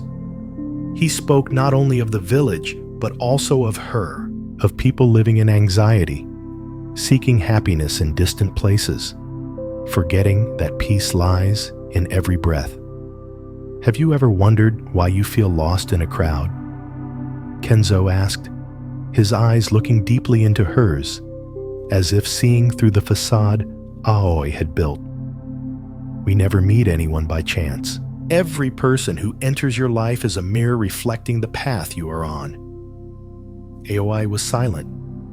She suddenly saw her own reflection in his words. Someone relentlessly chasing success, social connections, others' expectations, to the point of forgetting herself. In the evening, after the festival ended, Kenzo invited her to a small house in a bamboo forest, his temporary abode. The house was simple but tidy, with a warm hearth and the sound of a nearby stream gurgling. They sat by the fire. Kenzo poured tea, his voice gentle. Do you know Zen? Not just sitting silently in a temple, but living fully in each moment, feeling the warmth of the teacup, hearing the wind on the roof, seeing the light dance on the water. That is Zen in daily life. That night, Aoi couldn't sleep. She stepped out onto the porch, looking up at the brilliant starry sky. A gentle breeze carried the scent of bamboo and damp earth. In that moment, she heard slow footsteps behind her. Kenzo stood beside her, saying nothing, just gazing at the sky. He said softly, "In Zen, there's a story about a man searching for light. He wandered everywhere, carrying a bright lantern to light his way. But in the end, he realized that the lantern itself had obscured the stars in the sky. Only when he extinguished the lantern did the night sky blaze forth, reflecting light from within." Aoi felt her heart lighten. The long-held tensions seemed to dissolve into the air. She realized she had been so busy seeking validation from others that she had forgotten her own intrinsic worth. The next morning, as sunlight filtered through the bamboo, Kenzo walked Aoi to the village road. He gave her a smooth stone, engraved with the word impermanence. "This is a teaching of the Buddha," Kenzo said. "Everything changes. Nothing lasts forever. When you understand this, you will no longer cling to worries or happiness, but will live fully in the present." He smiled, looking deeply into Aoi's eyes. "You did not meet me by chance, nor did I meet you by chance. Every encounter has meaning. It carries a lesson. Listen and learn, and you will find your own path." Aoi bowed deeply, her heart overflowing with gratitude. She walked on the village road covered in red maple leaves, the small stone in her hand, her heart lighter than ever before. In the gentle autumn wind, she heard Kenzo's words echoing, "Start with your breath, with a smile, with small acts of kindness to yourself. That is Zen. It is how you learn to live in this world without losing yourself." After leaving the mountain village that morning, Aoi returned to the city, where tall buildings crowded together, where the blare of horns and hurried footsteps drowned out all natural sounds. But this time, she returned not as the girl always busy with work and social gatherings, but as Aoi, who had begun to see a new path, a path that Kenzo, and more profoundly, Zen, had revealed. She still went back to her accounting job, still sat before a computer screen for long hours, still attended stressful meetings. But whenever she felt tense, she would pause for a moment, place her hand on her chest, close her eyes, and take a deep breath, feeling her own rhythm. Just a few breaths like that, and everything seemed to settle. Aoi began to spend late afternoons walking along the small canal behind her office, silently observing the sunset paint the water gold, listening to the gentle gurgle of the water. She didn't need to go to a monastery or a distant mountain. Right in the heart of the city, she could still find moments of stillness. One drizzly afternoon, as Aoi took shelter under the eaves of a small tea house on a side street, she met the old tea seller, the proprietress, a small woman with a wrinkled face but a kind smile. She invited Aoi inside, pouring her a warm cup of tea. Nowadays, everyone is busy, rushing, the old woman said, her voice low. But have you noticed, just by sitting down, sipping tea, breathing deeply, the world suddenly slows down? Aoi remembered Kenzo's words and nodded slightly. The old woman smiled, pointing to the steaming teapot. Tea is not just hot water and leaves. It is breath. It is the present. Drinking tea without thinking about the past or future, that is Zen. They talked more about everyday things, about the rain, the seasons, about children returning home from afar. Aoi felt a simple yet profound connection. No lofty teachings needed, just sincere presence. One day, Aoi's company announced layoffs. She was offered a promotion, a managerial position with a higher salary, but it meant sacrificing personal time and shouldering greater pressure. Her colleagues eagerly vied for the position, but Aoi hesitated. That evening, she went to the old woman's tea house, sitting by the window, watching the rain fall. The old woman silently poured tea, asking nothing. Aoi sighed, speaking softly. I don't know what to choose. On one hand, opportunity, recognition. On the other, freedom, peace. The old woman smiled, slowly saying, Zen master Takuan once taught, even if the mind wavers like waves on water, let it settle on its own. When the water is calm and clear, everything will become clear. You already know the answer. You just need to listen to your heart. Aoi closed her eyes, took a deep breath. The image of Kenzo, of mornings in the mountain village, of breath and sincere smiles came to her. She knew what truly mattered. The next day, Aoi declined the managerial position, choosing to keep her current job so she could live more slowly, dedicating time to herself and simple things. She began to meditate every morning, even if only for 10 minutes. Every afternoon, she would visit the small tea house, not just for tea, but to listen to life stories from the old woman. She understood that Zen is not in a place, but in how we face life, with mindfulness and compassion. One autumn afternoon, as gentle sunlight streamed through the tea house window, Aoi saw the old woman hand her a small cloth bundle. Inside was an old paper fan on which the character Shin, heart mind, was written. This fan belonged to someone who gave it to me when I was young, the old woman said. Now, it's yours. Let your heart be as open as this fan, embracing everything that comes and goes. Aoi smiled, bowing her thanks. She stepped out of the tea house into the bustling street, but her soul felt lighter than ever. And in that moment, she heard Kenzo's whisper echoing in the autumn wind. Every encounter is a lesson. You are never alone. For everyone who appears in your life brings a profound message. Imagine you are listening to the gentle wind rustling through the leaves of ancient pines on a mountainside. The calls of forest birds echo from deep ravines, mingling with the soft gurgle of a stream flowing at the foot of the hill.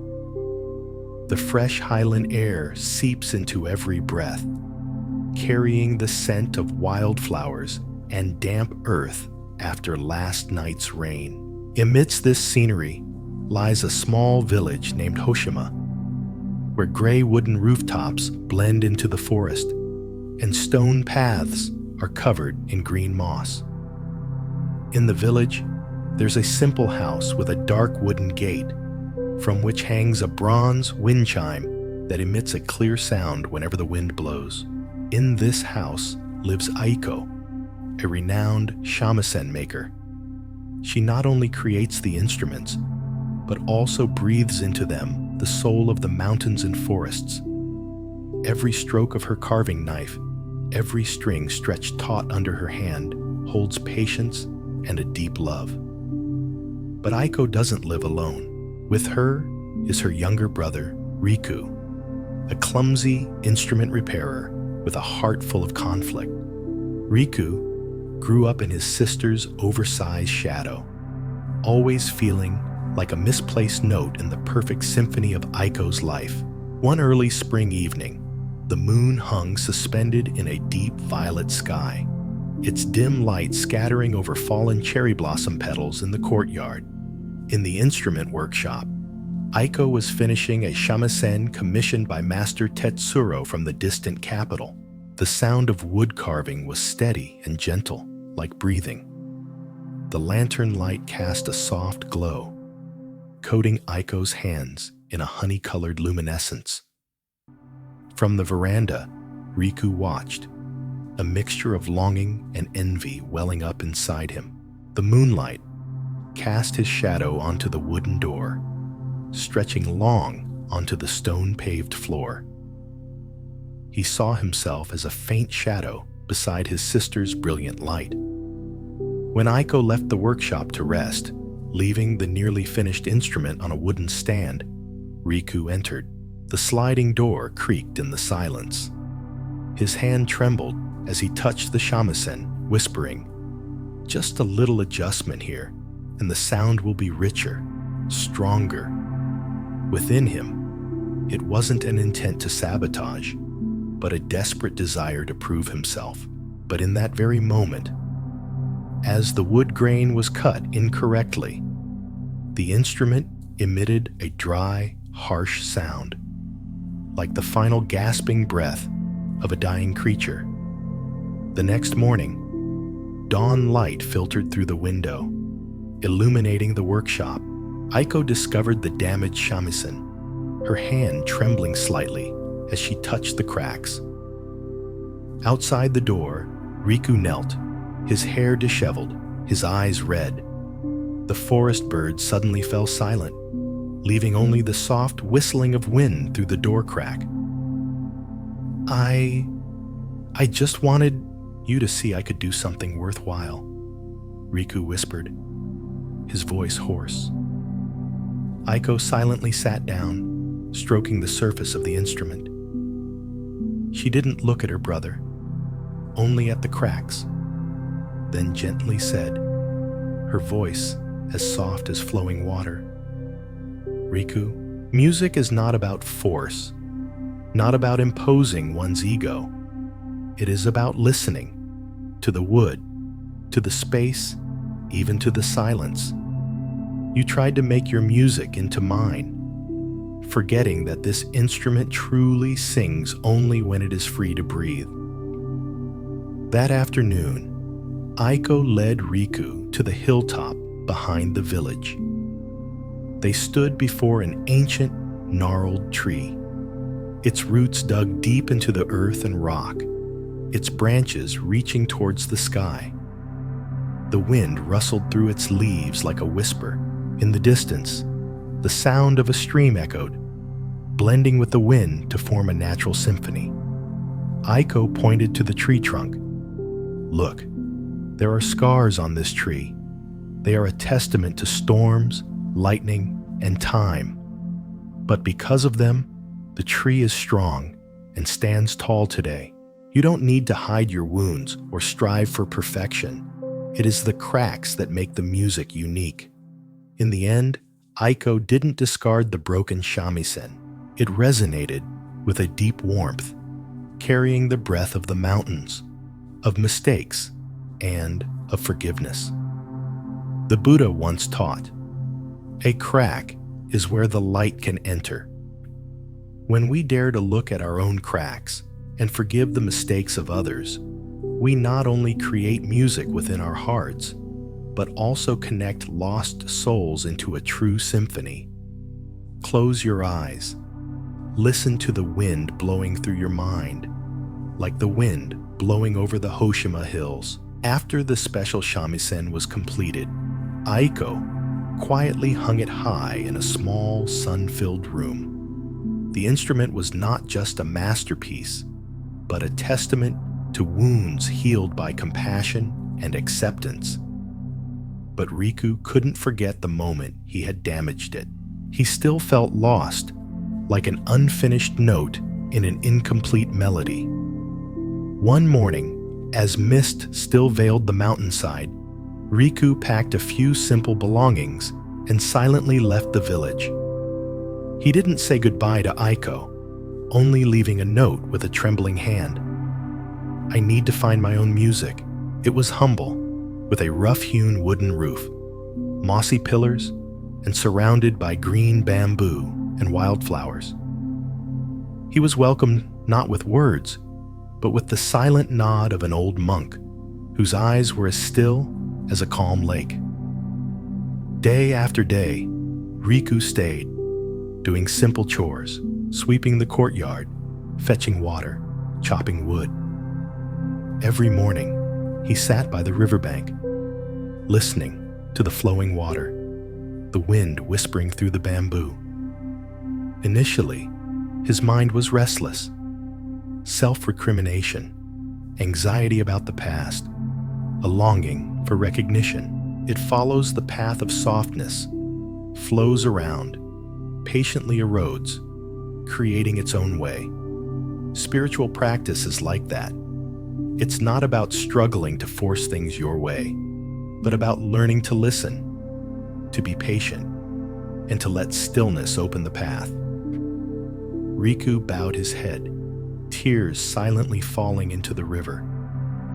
He realized that for so long he had been trying to prove himself, trying to create music from the roar of his pride, forgetting that true music only resonates in stillness and listening. When he carved the wood, he breathed deeply, harmonizing with the sound of flowing water, the rustling wind, the morning bird song. Time passed, and Riku completed his first instrument, made from rotten wood and cracks. Its sound wasn't perfect, but it resonated with a deep, authentic quietude, like the sound of a flowing river, like footsteps on wet grass. The day he returned to the village, Aiko was waiting by the gate, her long hair flowing in the evening breeze.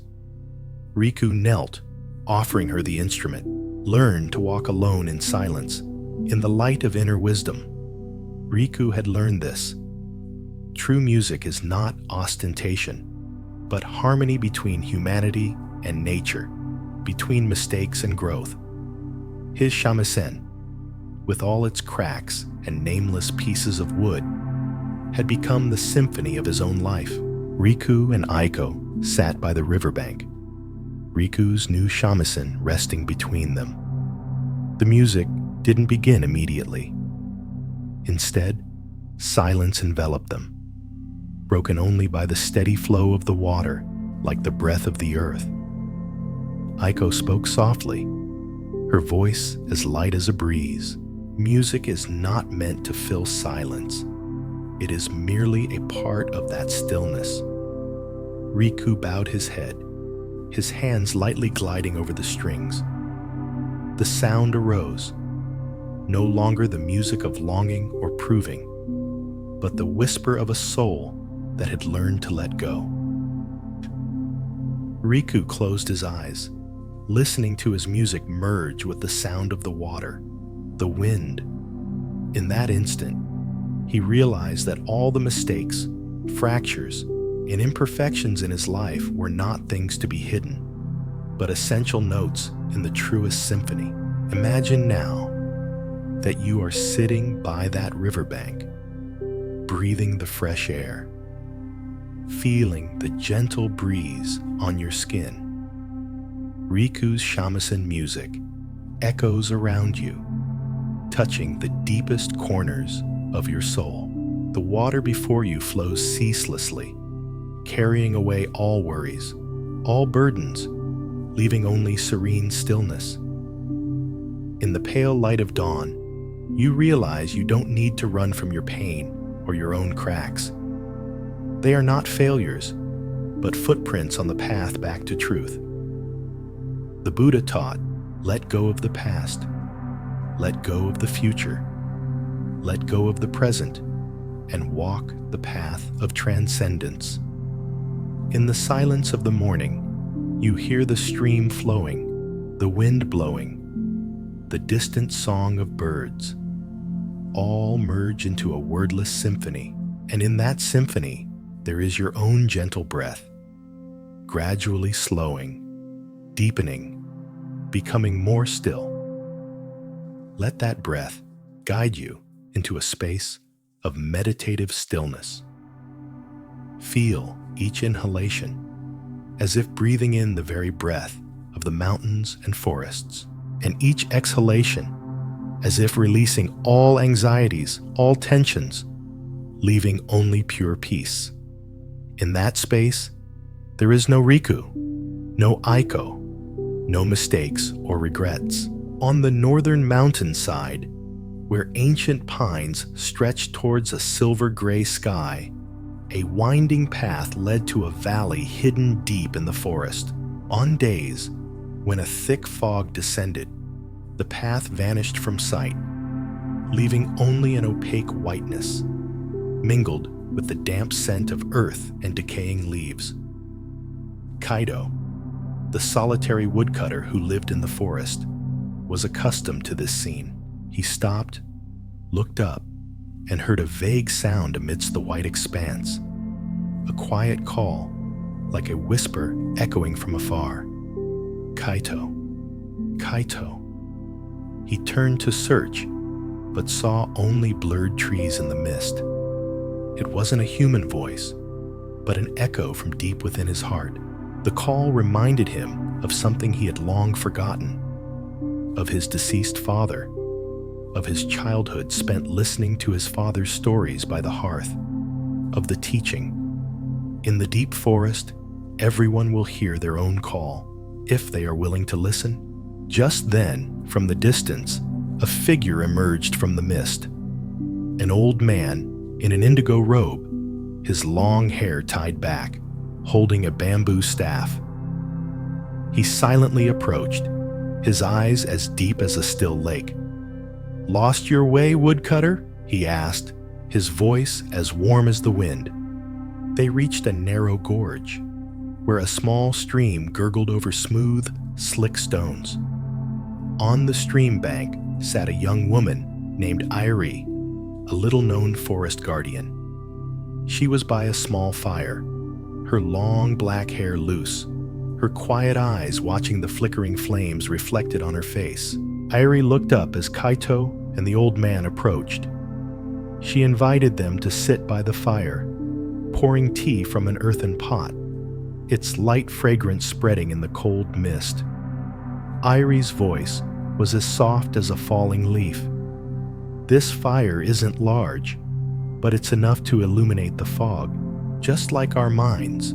No matter how lost, if we keep even a small flame, it will never go out." Kaito looked at the fire, listening to the crackling wood, and felt warmth spread through his chest. The old man sat beside them, telling an ancient story about a traveler in a deep forest, lost in fog, who only found his way back when he dared to stop, sit down, and listen to his own breath. Kaito closed his eyes, feeling the gentle wind through his hair, the gurgling stream at his feet, the mist whispering around him. For the first time in his life, he no longer heard the sound of his axe, the chopping of wood, but only the breath of the earth and sky.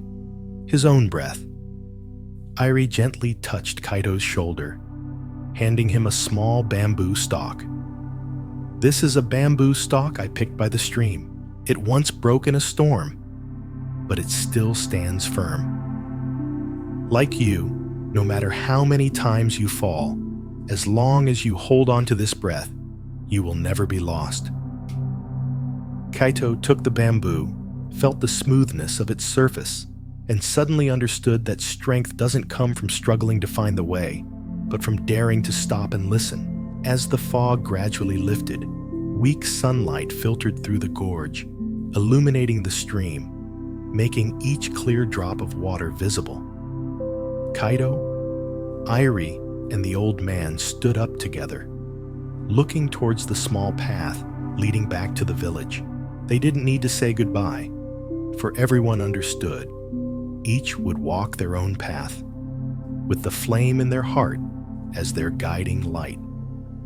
The Buddha once taught, "You yourself are your own refuge." In this fog-filled world, learn to light the lamp of your mind, to walk on your own. Kaito returned to the village after emerging from the cave by the stream, but his mind still lingered on the sounds of wind and water, the call from deep within that he had heeded. She didn't look up as Kaito approached, merely saying softly, "I heard your footsteps in the mist. What did the mountains and forests tell you last night?" Kaito stood in silence, then whispered, "I heard a call, not from outside, but from within. I realized I've been lost for a long time, not just in the forest, but in my life." Akemi stopped sweeping, put down her broom, and smiled. The fog isn't meant to hide the path, but to remind travelers that they need to slow down, to listen to the breath of the earth and sky. It's not loud, not urging, but simply a reminder. Return to yourself. When you listen deeply enough, you will find the path. Kaito felt the bells echo in his chest, like the beat of his own heart, deep and clear. He left the temple with a tranquil heart, his steps lighter amidst the slowly dissipating morning mist. But the path back wasn't only about stillness. He blew broken, shrill notes, making the other children burst into laughter. Kaito approached, listening, but instead of laughing, he gently asked, "Haru, why do you play your flute amidst this noise?" Haru looked at him, flustered, then mumbled, "I want my flute to sound like the call in the fog." Music doesn't come from force, but from your breath. When you listen to your own breath, the music will naturally arise. Haru took back the flute. This time, he played a slower, gentler melody, and the children around him gradually fell silent, listening to the flute's song amidst the gurgling stream. Kaito looked at the children, then at the rushing stream. Realizing his journey back wasn't a solitary one, he had found his own call, and now he could show others how to listen for theirs. That night, Kaito returned to his wooden hut. Before sleeping, he sat by the small fire, taking the bamboo stalk Eri had given him by the cave stream. It only waits for you to stop and listen. In a low valley, amidst lush green hills, lay a small village named Mizuna.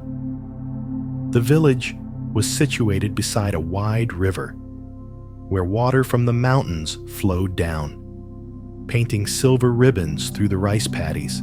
But during the rainy season that year, a great flood swept in, washing away embankments and submerging the entire village under muddy water.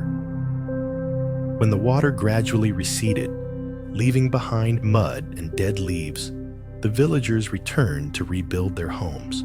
Every day, Yuki waded through the water to the riverbank, carrying a small paper lantern, placing it on the water and letting it drift downstream. The villagers looked at her with pity, An old market woman said, "Little Yuki is releasing lanterns again. She thinks her mother will get better if she lights lanterns for the river god." So naive. But Yuki didn't answer anyone. Every evening, as the sun set behind the mountains, she quietly went to the water's edge, lit a lantern, and released it onto the silently flowing river. "Why do you keep releasing lanterns into this swift current?" Soda asked, his voice hoarse after a long day's work. Yuki wiped water from her face, her eyes resolute. "Because I believe that light will find its way, even at the bottom of the river. As long as I light it, the river god will see."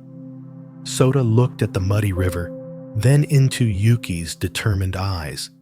He said nothing more, just bent down to pick up the remaining pieces of paper lantern on the bank, handing them to her. "Next time, let me help you release the lanterns." That evening, they sat together by the water's edge, where the river surface shimmered with moonlight. Sota brought out a small piece of wood, fashioning it into a little raft. They placed the lantern on it, letting it float gently on the water. "Because my mother needs not only the light of the lantern, but also the light of faith." Soda looked at her, then said softly, "You don't know that this very light has guided many people in this village." The next day, as dawn cast a golden hue over the mud-caked village, the villagers gathered by the riverbank. Everyone brought a small lantern, placing it on a wooden raft to float downstream.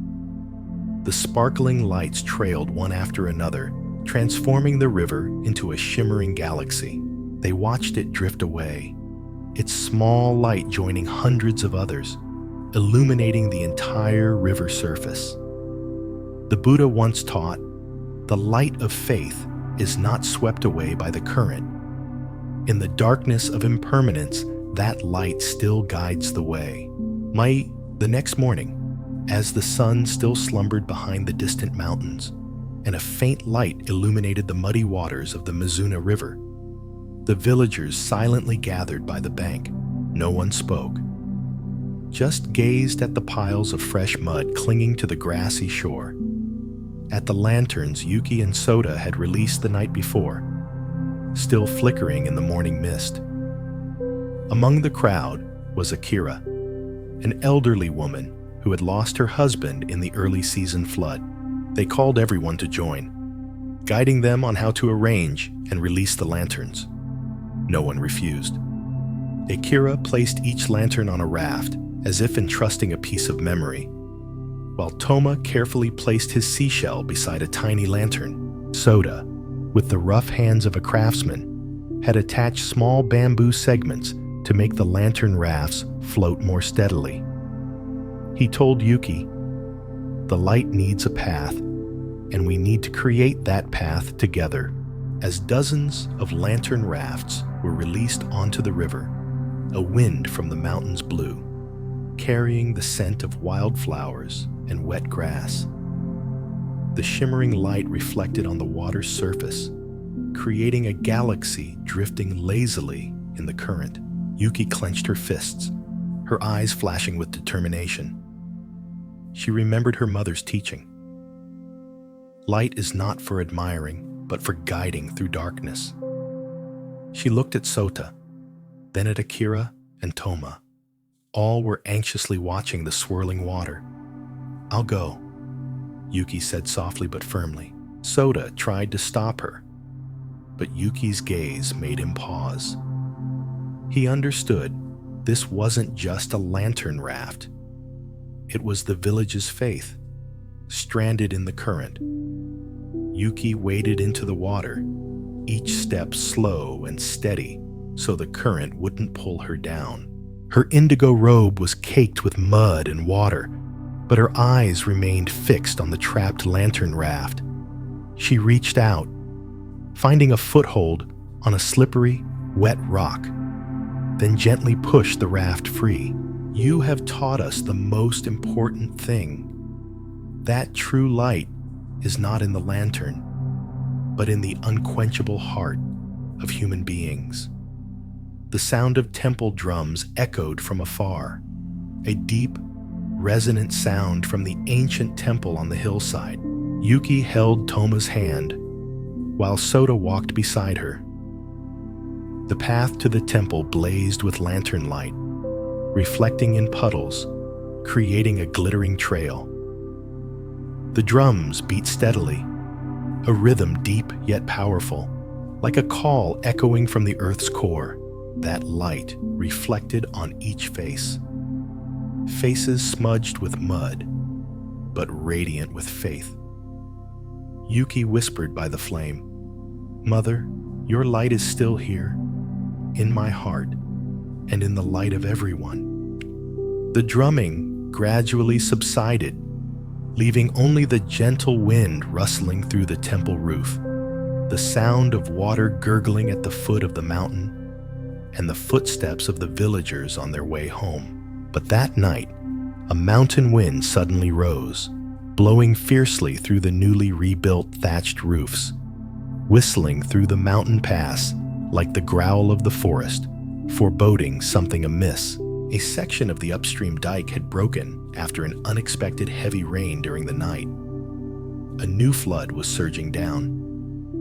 Yuki, Sota, and Akira, along with the villagers, gathered by the riverbank, watching the water grow more ferocious by the moment. Isota quickly pulled Yuki aside, pointing to the earthen dike at the village entrance, where water had already begun to overflow. "We have to do something. If the dike breaks, the whole village will be underwater." Without waiting for an answer, Akira, despite her age, stepped forward, directing everyone. "We will build a temporary bamboo fence where the water is overflowing.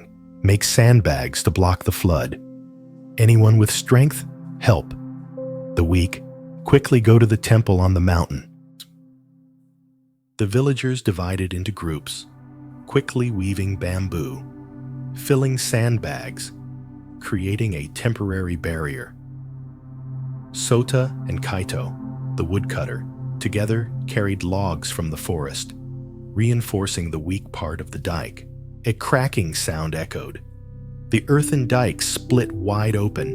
Water gushed in, sweeping away the bamboo fence. Screams filled the chaotic scene. Yuki was knocked down by the water. Sota rushed to pull her up. At that moment, Akira, still standing by the bank, leaning on her bamboo staff, shouted loudly, "Everyone, run to the temple. Take the children and elderly first."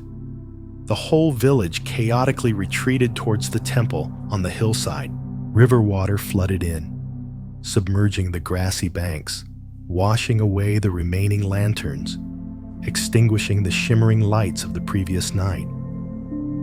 Yuki looked up, saw the vast, dark, muddy river surface, and her heart sank. She understood. This was the remaining light of faith, not washed away. "Let's go, Toma. We will light it, in the temple, up high, where no flood can reach," Yuki said, gripping the boy's hand tightly. They ran up to the temple together, where Akira, Sota, and the villagers were gathering. At the foot of the mountain, the flood continued to rage, but on the temple mount, that light shone out, illuminating faces smudged with mud, lighting up everyone's eyes. Not just the light of a candle, but the light of steadfast determination, of unshakable faith amidst trials. Yuki looked around, saw Sota tightly holding Akira's hand, saw Toma smiling through tears, saw Kaido silently watching the light, and she understood. The flood could wash everything away, but the light from their hearts would never be extinguished. Yuki, Sota, Toma, and Akira took turns keeping that flame alive, a reminder of resilience and unwavering faith.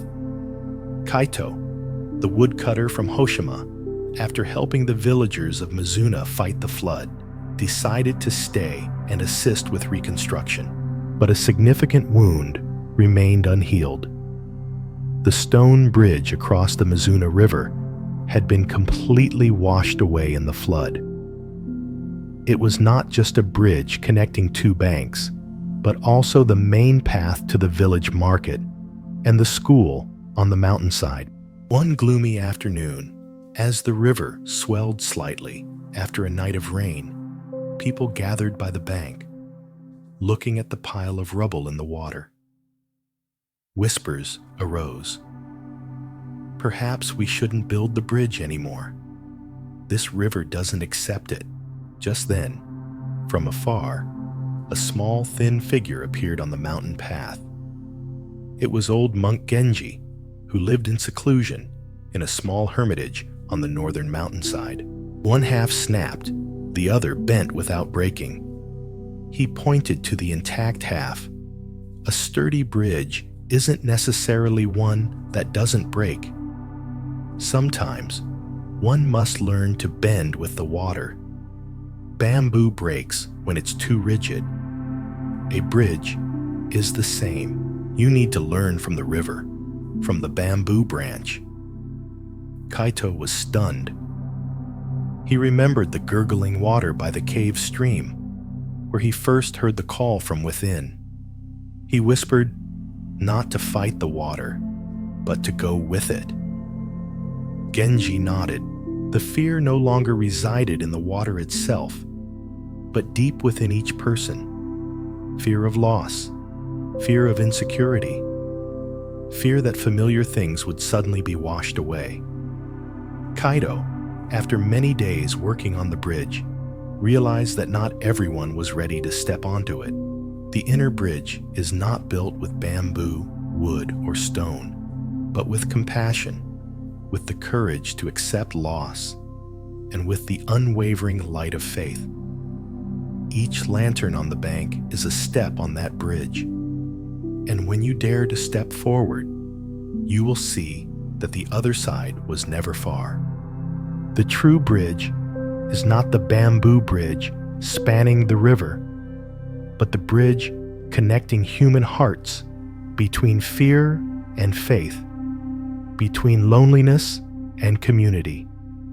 As the bamboo bridge was illuminated by a long line of shimmering lanterns, the people of Mizuna no longer feared the river. He slowly walked to the stone pedestal by the small temple, where Yuki and Soda were tending the flame in Toma's seashell.